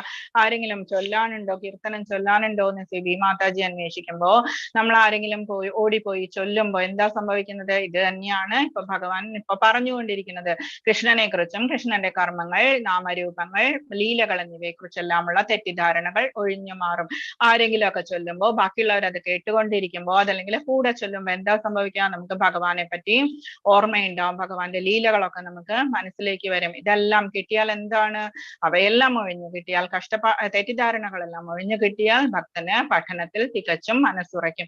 നമുക്ക് ഭഗവത്ഗീത എന്തുകൊണ്ടാണ് നമ്മൾ പഠിക്കുന്നത്? ഭഗവാൻ പറഞ്ഞു പുനർജന്മന വിദ്യതേ ദിവ്യ ജന്മകർമ്മ ചമേ ദിവ്യം. ഇത് എന്റെ ദിവ്യമായ കർമ്മവും എന്റെ ജന്മവും എല്ലാം എന്റെ നാമവും എല്ലാം സ്മരിക്കുന്നവർക്ക് പുനർജന്മന വിദ്യതേ. പിന്നെ നമുക്ക് വേറെ എന്താ വേണ്ടത്? ഭഗവാന്റെ ധാമം എങ്ങനെയുള്ളതാണെന്ന് ഭഗവാൻ പറഞ്ഞു കഴിഞ്ഞു. നമുക്ക് എല്ലാവർക്കും ഭഗവാൻ അവിടെ വരൂ വരൂ എന്ന് പറഞ്ഞുകൊണ്ടിരിക്കുകയാണ്. ഭഗവാൻ ഏതെങ്കിലും ഒരു അച്ഛൻ പിണങ്ങിപ്പോയ മകൻ തിരിച്ചു വരാൻ വേണ്ടിയിട്ട് ഇരിക്കുന്നത് പോലെ അതേ അവസ്ഥയിലാണ് അമ്മയാണെങ്കിലും അച്ഛനാണെങ്കിലും ഇരിക്കുന്നത് പോലെ തന്നെയാണ് ഭഗവാൻ നമ്മളെ വെയിറ്റ് ചെയ്തുകൊണ്ടിരിക്കുന്നത്. എന്നിട്ട് നമുക്ക് എന്താ ചെയ്യുന്നത്? ഭഗവാൻ കൂടെ വന്ന് ഇവിടെ താമസിക്കുന്നുമുണ്ട്, നമ്മുടെ ഹൃദയത്തിനുള്ളിൽ തന്നെ വന്ന് സ്ഥിരമായിട്ടിരിക്കുന്നുമുണ്ട്. ഗീതാ പഠനത്തിൽ ആനന്ദം വളർന്നു വരുമ്പോൾ ഇപ്പൊ 8 days ആയി നമ്മൾ ക്ലാസ് നടക്കുന്നു. 8 more days ഇനിയും ഉണ്ട്. പക്ഷെ ഇത് 8 lessons പഠിച്ചു കഴിഞ്ഞപ്പോ തന്നെ നിങ്ങൾക്ക് കൃഷ്ണനോട് അസാമാന്യമായ ഒരു അറ്റാച്ച്മെന്റ് ഉണ്ടായി കഴിഞ്ഞു കാണും. അപ്പൊ അതാണ് നമുക്ക് വേണ്ടത്. ഭഗവത്ഗീത പഠിക്കുമ്പോൾ നമ്മൾക്ക് കൃഷ്ണനോട് അറ്റാച്ച്ഡ് ആവണം നമ്മൾ. എന്നിട്ട് നമ്മുടെ ബാക്കിയുള്ള നമ്മുടെ ലൈഫിൽ നമ്മൾക്ക് കുറച്ച് ഡിറ്റാച്ച്മെന്റ് ഉണ്ടാവുക. എഫെക്ഷൻ ആവാം, വൈഫ്, കുട്ടികൾ, അല്ലെങ്കിൽ ഹസ്ബൻഡ്, ആരെങ്കിലും എന്ത് തന്നെയാണെങ്കിലും, പെറ്റ്സ്, എല്ലാവരോടും നമുക്ക് സ്നേഹമാകാം. പക്ഷേ അറ്റാച്ച്മെന്റ് ഓൾവേസ് നമുക്ക് വേണ്ടത് കൃഷ്ണനോടാണ്. അതിന്റെ ഉച്ചകോടിയിൽ ഇത്രയും കഴിയുമ്പോഴേക്കും നമ്മളൊരു ഏറ്റവും അൾട്ടിമേറ്റ് എന്ന് പറയുന്ന ആ സന്തോഷം എന്ന് പറയുന്നത് നമുക്ക് ഫീൽ ചെയ്യാൻ തുടങ്ങും. അതിൽ വരുമ്പോഴാണ് നമ്മുടെ ജീവിതത്തിന്റെ ഈ പൂർണ്ണാവസ്ഥ എന്ന് പറയുന്നത്. ഇതാണ് ഇപ്പൊ ഇതിൽ ഡെവലപ്പ് ചെയ്ത് ഡീറ്റെയിൽഡ് ആയിട്ട് പറയുന്നത്. ഗീതാ പഠനത്തിൽ ആനന്ദം വളർന്നു വരുമ്പോൾ ഇപ്പൊ തന്നെ നിങ്ങൾ വിചാരിച്ചു കൊണ്ടിരുന്നതല്ല ഗീത എന്നെങ്കിലും ആദ്യമായിട്ട് കേൾക്കുന്നവർക്ക് മനസ്സിലായിട്ടുണ്ടാവും. ഭഗവാനെ പറ്റി നമുക്ക് ഒരു സന്തോഷവും സ്നേഹവും എല്ലാം നമുക്ക് മനസ്സിൽ ഉണ്ടായി വന്നു കഴിഞ്ഞു. അതിന്റെ ഉച്ചകോടിയിൽ ഒരാൾക്ക് അതിന്റെ ഉച്ചകോടി ഇത്രയും മനസ്സിലായി കഴിഞ്ഞപ്പോൾ നമുക്കുള്ള ഒരു ആനന്ദമുണ്ടല്ലോ, അത് കൃഷ്ണനിൽ പരമ പ്രേമഭാവം ഉണ്ടാകുന്നു. ഏറ്റവും മാക്സിമം ഹയ്യസ്റ്റ് എന്നുള്ളതാണ് പ്രേമഭാവം എന്ന് പറയുന്നത്. ജീവിതത്തിന്റെ ഈ പരിപൂർണാവസ്ഥയിലാണ് ആധ്യാത്മികാന്തരീക്ഷത്തിലുള്ള ഗോലോക വൃന്ദാവനം എന്ന കൃഷ്ണധാമത്തിലേക്ക് ഭഗവാന് പ്രവേശനം കിട്ടുന്നത്. നമ്മള് അതിലേക്ക് പോവാൻ വേണ്ടിയിട്ട് നമ്മള് ഫിക്സ് ചെയ്തു കഴിഞ്ഞു നമ്മളുടെ മനസ്സ്. അവിടെയാണ് അയാൾ ശാശ്വതമായി ആനന്ദിക്കുന്നതും. നമുക്കിപ്പോ മനസ്സിലായിട്ടുണ്ട് എവിടെയാണ് സന്തോഷം എന്നുള്ളത്. മോളിൽ പോയി 2 സാരി വാങ്ങിക്കുന്നതോ അല്ലെങ്കിൽ വേറെ എന്തെങ്കിലും വാങ്ങിച്ചു കൂട്ടുന്നതോ വലിയ വലിയ കാറുകൾ വാങ്ങിക്കുന്നതോ എല്ലാം ടെമ്പററി ആണ്. 2 ദിവസം കഴിയുമ്പോൾ അതിന്റെ നമ്മളുടെ തന്നെ പുതുമ അതിൽ നഷ്ടപ്പെട്ട് കഴിഞ്ഞാൽ നമുക്കത് പിന്നെ ഒരു ബുദ്ധിമുട്ടായിട്ടാണ് നമുക്ക് തോന്നുക. ഗോപീചന്ദനത്തിന്റെ ഇമ്പോർട്ടൻസ് കേൾക്കുന്നത് കൊണ്ട് തന്നെ നമുക്ക് എന്താ സംഭവിക്കുക ഗോപീചന്ദനത്തെ പറ്റി? ഗോപീചന്ദനം എന്താണ്? ഗോപീചന്ദനം ദ്വാരകയിലെ മണ്ണാണ്. ഗോപീചന്ദനം ധരിച്ചാൽ ഭൂതപ്രേത പിശാചുക്കൾ നമ്മളെ സമീപിക്കില്ല. നമ്മള് പൊട്ട് തൊടുന്ന ഗോപീചന്ദനം വെച്ചിട്ട് പൊട്ട് തൊടുന്നത്. ഇതിൽ കാണുന്ന പിക്ചറിൽ കാണുന്ന തിലകം എന്ന് പറയുന്നത് കൃഷ്ണന്റെ 2 കാലുകളാണ്. 2 സൈഡിലുള്ളത് 2 കാലുകളും താഴെ കാണുന്ന തുളസിയില കൃഷ്ണന്റെ പാദങ്ങളിൽ നമ്മൾ സമർപ്പിച്ചിട്ടുള്ള തുളസിയുമാണ്. അത് ഈ മൂക്കിലാണ് നമ്മൾ ചെയ്യേണ്ടത്. ഗോപീചന്ദനത്തിന്റെ മഹാത്മ്യം കേൾക്കുന്നയാൾ എല്ലാ കർമ്മബന്ധനങ്ങളിൽ നിന്നും മുക്തനാവും. അപ്പൊ പിന്നെ നമ്മൾ ധരിക്കുമ്പോ എന്താ സംഭവിക്കുക? ഗോപീചന്ദനം ധരിക്കുന്ന ആൾക്ക് ഗംഗാനദിയിൽ സ്നാനം ചെയ്തതിന്റെ ഫലം ലഭിക്കുന്നു. ഗോപീചന്ദനം എന്ന് പറഞ്ഞാൽ ഗോപിമാര് ദ്വാരകയുടെ അടുത്ത് ദേഹം ഉപേക്ഷിച്ച സ്ഥലമാണ്. അവരുടെ ദേഹം എന്ന് പറയുന്ന അതാണ് ഗോപീചന്ദനമായിട്ട് മണ്ണായിട്ട് വന്നിരിക്കുന്നത്. അതുകൊണ്ട് ഏറ്റവും മാക്സിമം പ്രേമ ഭക്തിയായിരുന്നു അവർക്കൊക്കെ. അതാണ് നമുക്ക് കിട്ടുക. ഗോപീചന്ദനം ധരിക്കുന്ന ആൾക്ക് ഗംഗാനദിയിൽ സ്നാനം ചെയ്തതിന്റെ ഫലം ലഭിക്കുന്നു. 1000 അശ്വമേധ യജ്ഞങ്ങൾ ചെയ്തതിന്റെ ഫലം ലഭിക്കുന്നു. ഗോപീചന്ദനം ധരിക്കുന്ന ആളിന്റെ അടുത്തേക്ക് യമരാജൻ വരില്ല. അദ്ദേഹം ഭഗവത് ധാമത്തിലേക്ക് തിരിച്ചു പോകുന്നു. ഈ ആള് ആരാണ് വരിക? നമ്മൾക്ക് മരണസമയം ഇല്ല എന്ന് നമ്മൾ പറയുന്നില്ല. ജനിച്ച ആൾക്ക് മരണമുണ്ട് നമ്മൾ പഠിച്ചു. ആ ആളിന്റെ അടുത്തേക്ക് വിഷ്ണു ദൂതന്മാരാണ് വരിക. ഓക്കെ, ഹരേ കൃഷ്ണ കൃഷ്ണ കൃഷ്ണ ഹരേ ഹരേ, ഹരേ രാമ രാമ രാമ ഹരേ ഹരേ. ഇതായിരുന്നു ഇന്നത്തെ ക്ലാസ്. ഓക്കെ, ഇനി എന്തെങ്കിലും ചോദിക്കാനുണ്ടെങ്കിൽ ചോദിച്ചോളൂ.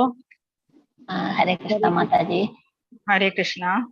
അതുപോലെ ഈ തുളസി ഒക്കെ നമ്മുടെ കഴുത്തിലിരുന്നത് കൊണ്ട് ഇതേപോലുള്ള ഫലം തന്നെയല്ലേ കിട്ടുന്നത്? ഞാനൊരു വീഡിയോ അയച്ചു തന്നിട്ടുണ്ടായിരുന്നല്ലോ. അതെ അതെ അതെ. തുളസി എന്ന് പറയുന്നത് ഭഗവാന്റെ സേവികയാണ്. ഏറ്റവും ഭക്തിയുള്ളത് തുളസിക്കാണ്. തുളസി ഇടാതെ എന്ത് സമർപ്പിച്ചാലും ഭഗവാന് തൃപ്തിയാകില്ല. ഇങ്ങനെ ഒരു സ്റ്റോറി നമ്മൾ കേട്ടിട്ടുണ്ടല്ലോ, തുലാഭാരത്തിന്റെ സ്റ്റോറി. നാരദരുടെ അടുത്ത് സത്യഭാമ ചോദിക്കുന്നു, എനിക്ക് ഈ കൃഷ്ണനെ എല്ലാ ജന്മത്തിലും എനിക്ക് തന്നെ വേണം, ഇത്രത്തോളം ഭാര്യമാരുള്ള ഭഗവാനെ എനിക്ക് മാത്രമായിട്ട് വേണം എന്ന് സത്യഭാമ ചോദിക്കുന്നു. അപ്പൊ ആ സമയത്ത് രുക്മിണിക്കാണ് ഏറ്റവും ഇഷ്ടം എന്ന് രുക്മിണിയും വിചാരിക്കുന്നുണ്ട്.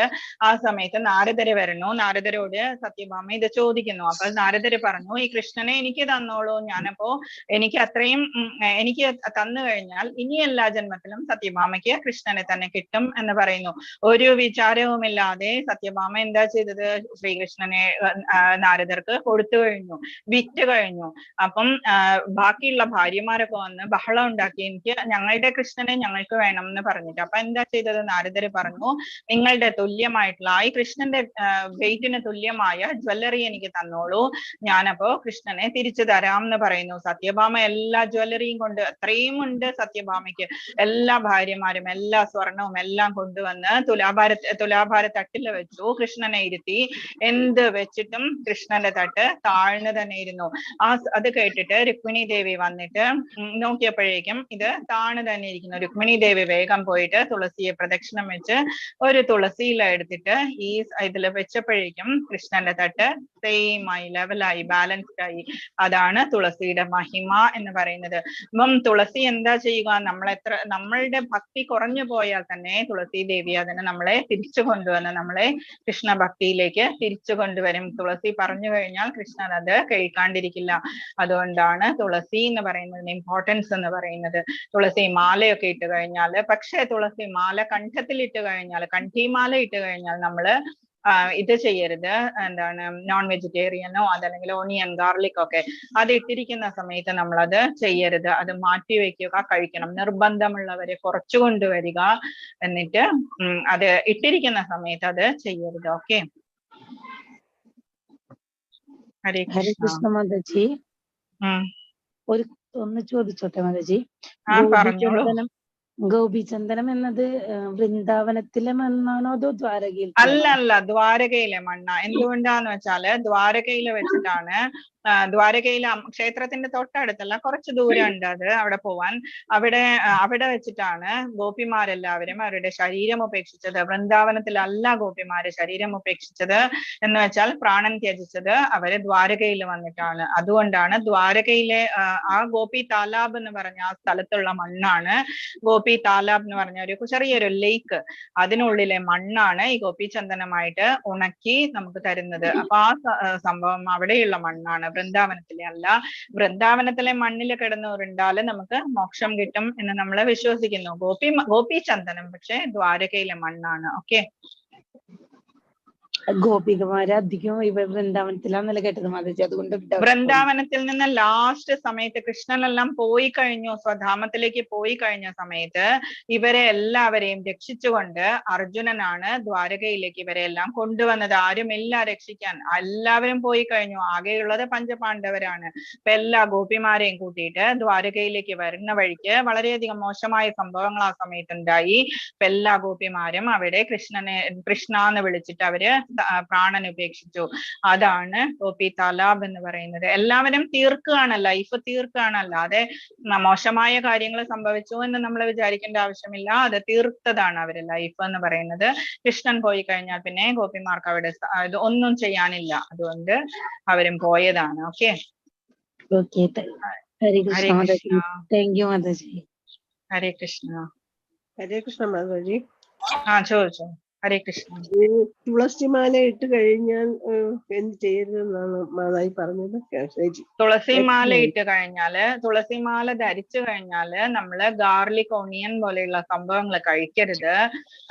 നോൺ വെജിറ്റേറിയൻ ഒട്ടും കഴിക്കരുത്. നോൺ വെജിറ്റേറിയൻ നമ്മളിപ്പോ കൃഷ്ണ ഭക്തി ഉണ്ടായി കഴിഞ്ഞാൽ നോൺ വെജിറ്റേറിയൻ ഓൾറെഡി ഇല്ലാണ്ടാവും. നമ്മളുടെ മനസ്സിൽ അത് വേണ്ട എന്ന് തന്നെ നമുക്ക് തോന്നും. തുളസിമാല കണ്ഠത്തിൽ അണിഞ്ഞു കഴിഞ്ഞാൽ ഷുവർ ആയിട്ടും നമ്മൾ ഓണിയൻ ഗാർലിക് ഒന്നും കഴിക്കരുത്. അഥവാ കഴിക്കണം എന്നുണ്ടെങ്കിൽ കണ്ഠിമാല എടുത്ത് പേഴ്സിൽ വെക്കുക, അല്ലെങ്കിൽ വേറെ എവിടെയാ വെക്കാന്ന് വെച്ചാൽ അവിടെ എടുത്ത് വെക്കുക. കഴിക്കാണ്ട് വയ്യ എന്ന് പറയുന്നവര്. ഓക്കെ, മാക്സിമം എന്താ ചെയ്യേണ്ടതെന്ന് വെച്ചാൽ ഇപ്പൊ ഗാർലിക് ഓണിയൻ ഒക്കെ കിട്ടിക്കഴിഞ്ഞാൽ നമുക്ക് പുറത്തു പോയ സമയത്ത് നമുക്ക് കഴിക്കാണ്ടിരിക്കാൻ പറ്റിയില്ലെങ്കിൽ അത് ജസ്റ്റ് ആ കറിയിൽ നിന്ന് മാറ്റി വെച്ചിട്ട് വേറെ ബാക്കിയുള്ള പച്ചക്കറികൾ എടുത്ത് നമ്മള് കഴിക്കുക. ഓക്കെ, ഇപ്പൊ ഹോസ്റ്റൽ ലൈഫ് ഒക്കെ ആണെങ്കിൽ അങ്ങനെ നമുക്ക് ചെയ്യാൻ പറ്റുള്ളൂ കുട്ടികൾക്കൊക്കെ. അപ്പം നമ്മൾ അങ്ങനെയാണ് പറയാറ്. അത് മാറ്റി വെക്കുക, എന്നിട്ട് ബാക്കിയുള്ളത് കഴിക്കുക. വീട്ടില് പക്ഷെ നമ്മൾ മാക്സിമം നന്നായിട്ട് അത് ഫോളോ ചെയ്യുക. ഓക്കെ, ഭഗവാന്റെ കഴുത്തിൽ ഇട്ട് കഴിഞ്ഞാലാണോ ഇങ്ങനെ ചെയ്യേണ്ടത്? ഭഗവാന്റെ കഴുത്തിലല്ല, നമ്മളിടുന്ന കണ്ഠിമാലയുടെ കാര്യമാണ്. അതാ ചോദിച്ചത്. കണ്ഠിമാല എന്ന് പറഞ്ഞ ചെറിയ മണിയുള്ള, ജപത്തിന് എടുക്കുന്നതല്ല. കണ്ഠിമാല ചെറിയ മണിയുള്ള മാലയാണ്. അതിവിടെ കിട്ടാനുണ്ട്. ഇസ്കോൺ മംഗളൂരുവില് കിട്ടും. 50 രൂപയില് താഴെ ഉള്ളൂ, 20 രൂപയാന്ന് തോന്നുന്നു. അത് എല്ലാ ദിവസവും എല്ലാ സമയത്തും ഇട്ട് കഴിഞ്ഞാൽ നമ്മൾ കുളിക്കുമ്പോഴൊക്കെ നമുക്ക് ആ തുളസിയുടെ വെള്ളം നമ്മുടെ ശരീരത്തിൽ വീണ് കഴിഞ്ഞാൽ നമ്മൾ പവിത്രമായിക്കൊണ്ടിരിക്കും, നമ്മളുടെ മനസ്സും ശരീരവും എന്ന് പറയും. നമുക്ക് അതിന്റെ നമ്മളുടെ കോൺഷ്യസ്നെസ്സിനെ അത് ബാധിക്കും. ഇപ്പൊ കോൺഷ്യസ്നെസ് പ്യുവർ ആയിക്കൊണ്ടിരിക്കും. ഓക്കെ മാതാജി, ഇപ്പോഴാണ് എനിക്ക് മനസ്സിലായത്. Thank you Mataji. ഹരേ ഹരേ കൃഷ്ണ. മാതാജി. ചോദിച്ചോളൂ. മാതാജി, ഇപ്പൊ നമ്മള് ക്ലാസ് കഴിഞ്ഞിട്ട് പിന്നെയും ഒന്നും കൂടി ഒന്ന് കേൾക്കണം എന്ന് വെച്ചിട്ട് യൂട്യൂബിൽ നമ്മൾ കേട്ട് കഴിഞ്ഞ ശേഷം നമുക്ക് ക്യൂസ് ചെയ്യാൻ പറ്റുമോ? പിന്നല്ലാതെ ക്വിസ് നാളെയാണെങ്കിലും ചെയ്യാം, നോ പ്രോബ്ലം. അല്ല, ഇത് കഴിഞ്ഞ ഉടനെ ചെയ്യണമെന്നില്ലല്ലോ, അത് ഒന്നും കൂടി കേട്ട ശേഷം ചെയ്താൽ കുഴപ്പമില്ലല്ലോ? ഇല്ല, അതൊന്നും കുഴപ്പമില്ല. 18 ദിവസം എല്ലാ ദിവസവും ചെയ്യുക എന്താന്ന് വെച്ചാൽ അത് പെൻഡിങ് വന്നു കഴിഞ്ഞാൽ കുറച്ചൊക്കെ പോയിന്റ്സ് നമ്മൾ മറന്നു പോകും. അതുകൊണ്ടാണ് എല്ലാ ദിവസവും ചെയ്യണം എന്ന് പറയുന്നത്. യൂട്യൂബിൽ നോക്കിയിട്ട് ചെയ്താലും മതി. ഓപ്പൺ ബുക്കാണ്, നിങ്ങൾ ഓപ്പൺ ബുക്കല്ലേ ചെയ്യുന്നത്, നോക്കി എഴുതാം. പിന്നെ നമ്മൾ ഈ തുളസിമാല കയ്യിലിടുന്നതുകൊണ്ട് കുഴപ്പമുണ്ടോ? കഴുത്തിൽ ഇല്ല, അങ്ങനെയൊന്നുമില്ല. എന്റെ മോളൊക്കെ കയ്യിലിടുന്നത് ഇഷ്ടമുള്ള ആൾക്കാരുണ്ട്, കയ്യിലിടുക. പക്ഷെ റൂൾസ് ഒന്ന് തന്നെയാണ്. മാതാജി, ഒരു കാര്യം കൂടി, 8 ക്വസ്റ്റ്യൻസ് ഫസ്റ്റ് പറഞ്ഞില്ലേ, കിം ബ്രഹ്മം ആദ്യം, അതൊന്നും കൂടി ഒന്ന് എക്സ്പ്ലെയിൻ ചെയ്ത് തരും. ഓക്കെ, അതെന്താന്ന് വെച്ചാല് ആദ്യം ബ്രഹ്മം എന്താണ് എന്ന് ചോദിച്ചു. ഓക്കെ, എന്താണ് ബ്രഹ്മം, എന്താണ് ബ്രഹ്മത്തിന്റെ മീനിങ്, എന്താണ് ഭഗവാൻ അല്ലെങ്കിൽ നമ്മളുടെ ആത്മാവ് എന്ന് പറഞ്ഞു. ഫസ്റ്റ് ക്വസ്റ്റ്യൻ ആണ് ബ്രഹ്മം. ഒന്ന് മ്യൂട്ട് ചെയ്തിരിക്കുവോ ഒരു സെക്കൻഡ്? ആരാണ് സൗണ്ട് ഉണ്ടാക്കുന്നത് അവരൊന്ന് മ്യൂട്ട് ചെയ്യുക പ്ലീസ്. ബ്രഹ്മം എന്ന് പറഞ്ഞാൽ പരമാത്മാവ് അല്ലെങ്കിൽ നമ്മളുടെ ആത്മാവ്, ഭഗവാൻ എന്ന് പറയുന്നത്. സെക്കൻഡ് വരുന്നത് എന്താണ്? അധ്യാത്മം. അധ്യാത്മം എന്ന് പറഞ്ഞാൽ നമ്മളുടെ ആത്മാവ് പ്ലസ് നമ്മളുടെ ഇന്ദ്രിയങ്ങളും മനസ്സും ശരീരവും. ഓക്കെ, 2 പോയിന്റ് മനസ്സിലായോ? ഓക്കെ മാതാജി. നെക്സ്റ്റ് വരുന്നത് കർമ്മം. കിം കർമ്മ. കർമ്മം എന്താണ്?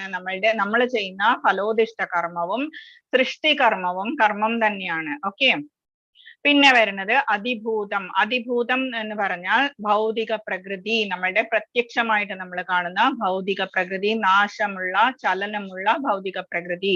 നെക്സ്റ്റ് വരുന്നത് അതിദൈവം. അതിദൈവം എന്ന് പറയുന്നത് സൂര്യൻ, ചന്ദ്രൻ, ബാക്കിയുള്ള ദേവന്മാരെല്ലാം കൂടിയ ഭഗവാന്റെ വിശ്വരൂപമാണ് അതിദൈവം എന്ന് പറയുന്നത്. അതിയജ്ഞൻ എന്ന് പറയുന്നത് നമ്മളുടെ ശരീരത്തിനുള്ളിലിരിക്കുന്ന ഭഗവാനാണ്, പരമാത്മാവാണ് അതിയജ്ഞൻ. അതെവിടെ ഇരിക്കുന്നു? അത് നമ്മുടെ ഹൃദയത്തിനുള്ളിലിരിക്കുന്നു. ലാസ്റ്റ് പറഞ്ഞ ക്വസ്റ്റ്യൻ പ്രയാണകാലേ എങ്ങനെ നമ്മൾ കൃഷ്ണനെ ധ്യാനിക്കും എന്നുള്ളത്. അത് ഫുൾ ക്വസ്റ്റ്യൻ. അന്തകാലേ ച മാമേവ സ്മരൻ മുക്വാ കളേബരം. നമ്മൾ പറഞ്ഞു എങ്ങനെയാണ് ഭഗവാനെ ധ്യാനിക്കേണ്ടത്. ഓക്കെ, 8 ക്വസ്റ്റ്യൻസ് ആയി. Thank you Mataji. Hare Krishna. Okay, Hare Krishna. ഇനി ആർക്കെങ്കിലും എന്തെങ്കിലും ഡൗട്ട്സ് ഉണ്ടോ? ഹരേ കൃഷ്ണ മാതാജി. ഹരേ കൃഷ്ണ.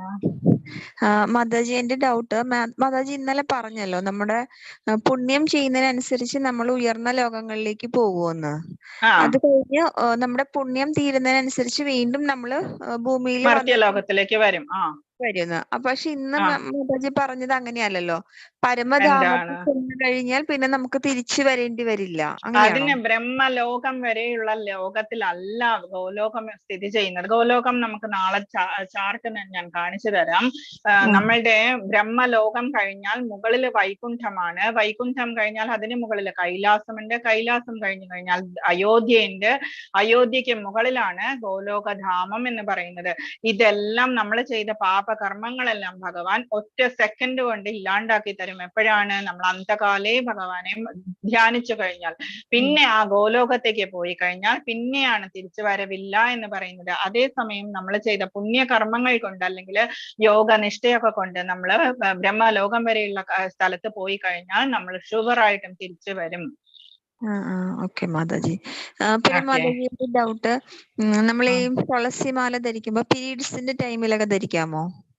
പീരീഡ്സിന്റെ ടൈം അതൊന്നും പ്രോബ്ലം ഒന്നുമില്ല. നമ്മള് തുളസി പോയിട്ട് തുളസി ചെടിയിൽ പോയിട്ട് അത് എടുക്കരുത്. പക്ഷെ തുളസി മാല എന്ന് പറഞ്ഞത് ഉണക്കിയെടുത്തതല്ലേ, നമ്മളത് ശരീരത്തിൽ ധരിക്കാം. അതല്ലെങ്കിൽ ഇപ്പൊ നമുക്ക് മനസ്സിൽ വിഷമം തോന്നുന്നുണ്ടെങ്കിൽ എടുത്ത് മാറ്റി വെക്കാം, അത്രേ ഉള്ളൂ. അത് നമ്മളുടെ ഇഷ്ടമാണ്. ജപിക്കാണ്ടിരിക്കരുത്, പക്ഷെ ജപിക്കുക, എപ്പോഴും ജപിക്കുക. തുളസി മാല ഇഷ്ടമാണെങ്കിൽ ഇടുക, അതല്ല സമയത്ത് വേണ്ട എന്ന് തോന്നിയാല് മാറ്റിയെടുത്ത് വെക്കുക. ഓക്കെ, നമ്മളുടെ ശ്രദ്ധയാണ്, നമ്മളുടെ ഇഷ്ടമാണ് അതിലെ കാര്യം. ജപിക്കാണ്ടിരിക്കരുത്, അത് മാത്രമേ നിർബന്ധമായിട്ടുള്ളൂ. എസ്പെഷ്യലി നമുക്ക് ഭഗവത്ഗീത മനസ്സിലാവണം, ഭഗവാനെ മനസ്സിലാവണം എന്നുണ്ടെങ്കിൽ കുറെയൊക്കെ ജപിച്ച് നമ്മളുടെ പുരാതനമായിട്ട് ചെയ്തു കൂട്ടിയ പാപകർമ്മങ്ങളൊക്കെ പോയാലേ നമുക്കത് മനസ്സിലാവുള്ളൂ. ഹരേ കൃഷ്ണ. ഹരേ കൃഷ്ണ മാതാജി. ഇനി എന്തെങ്കിലും ഉണ്ടോ?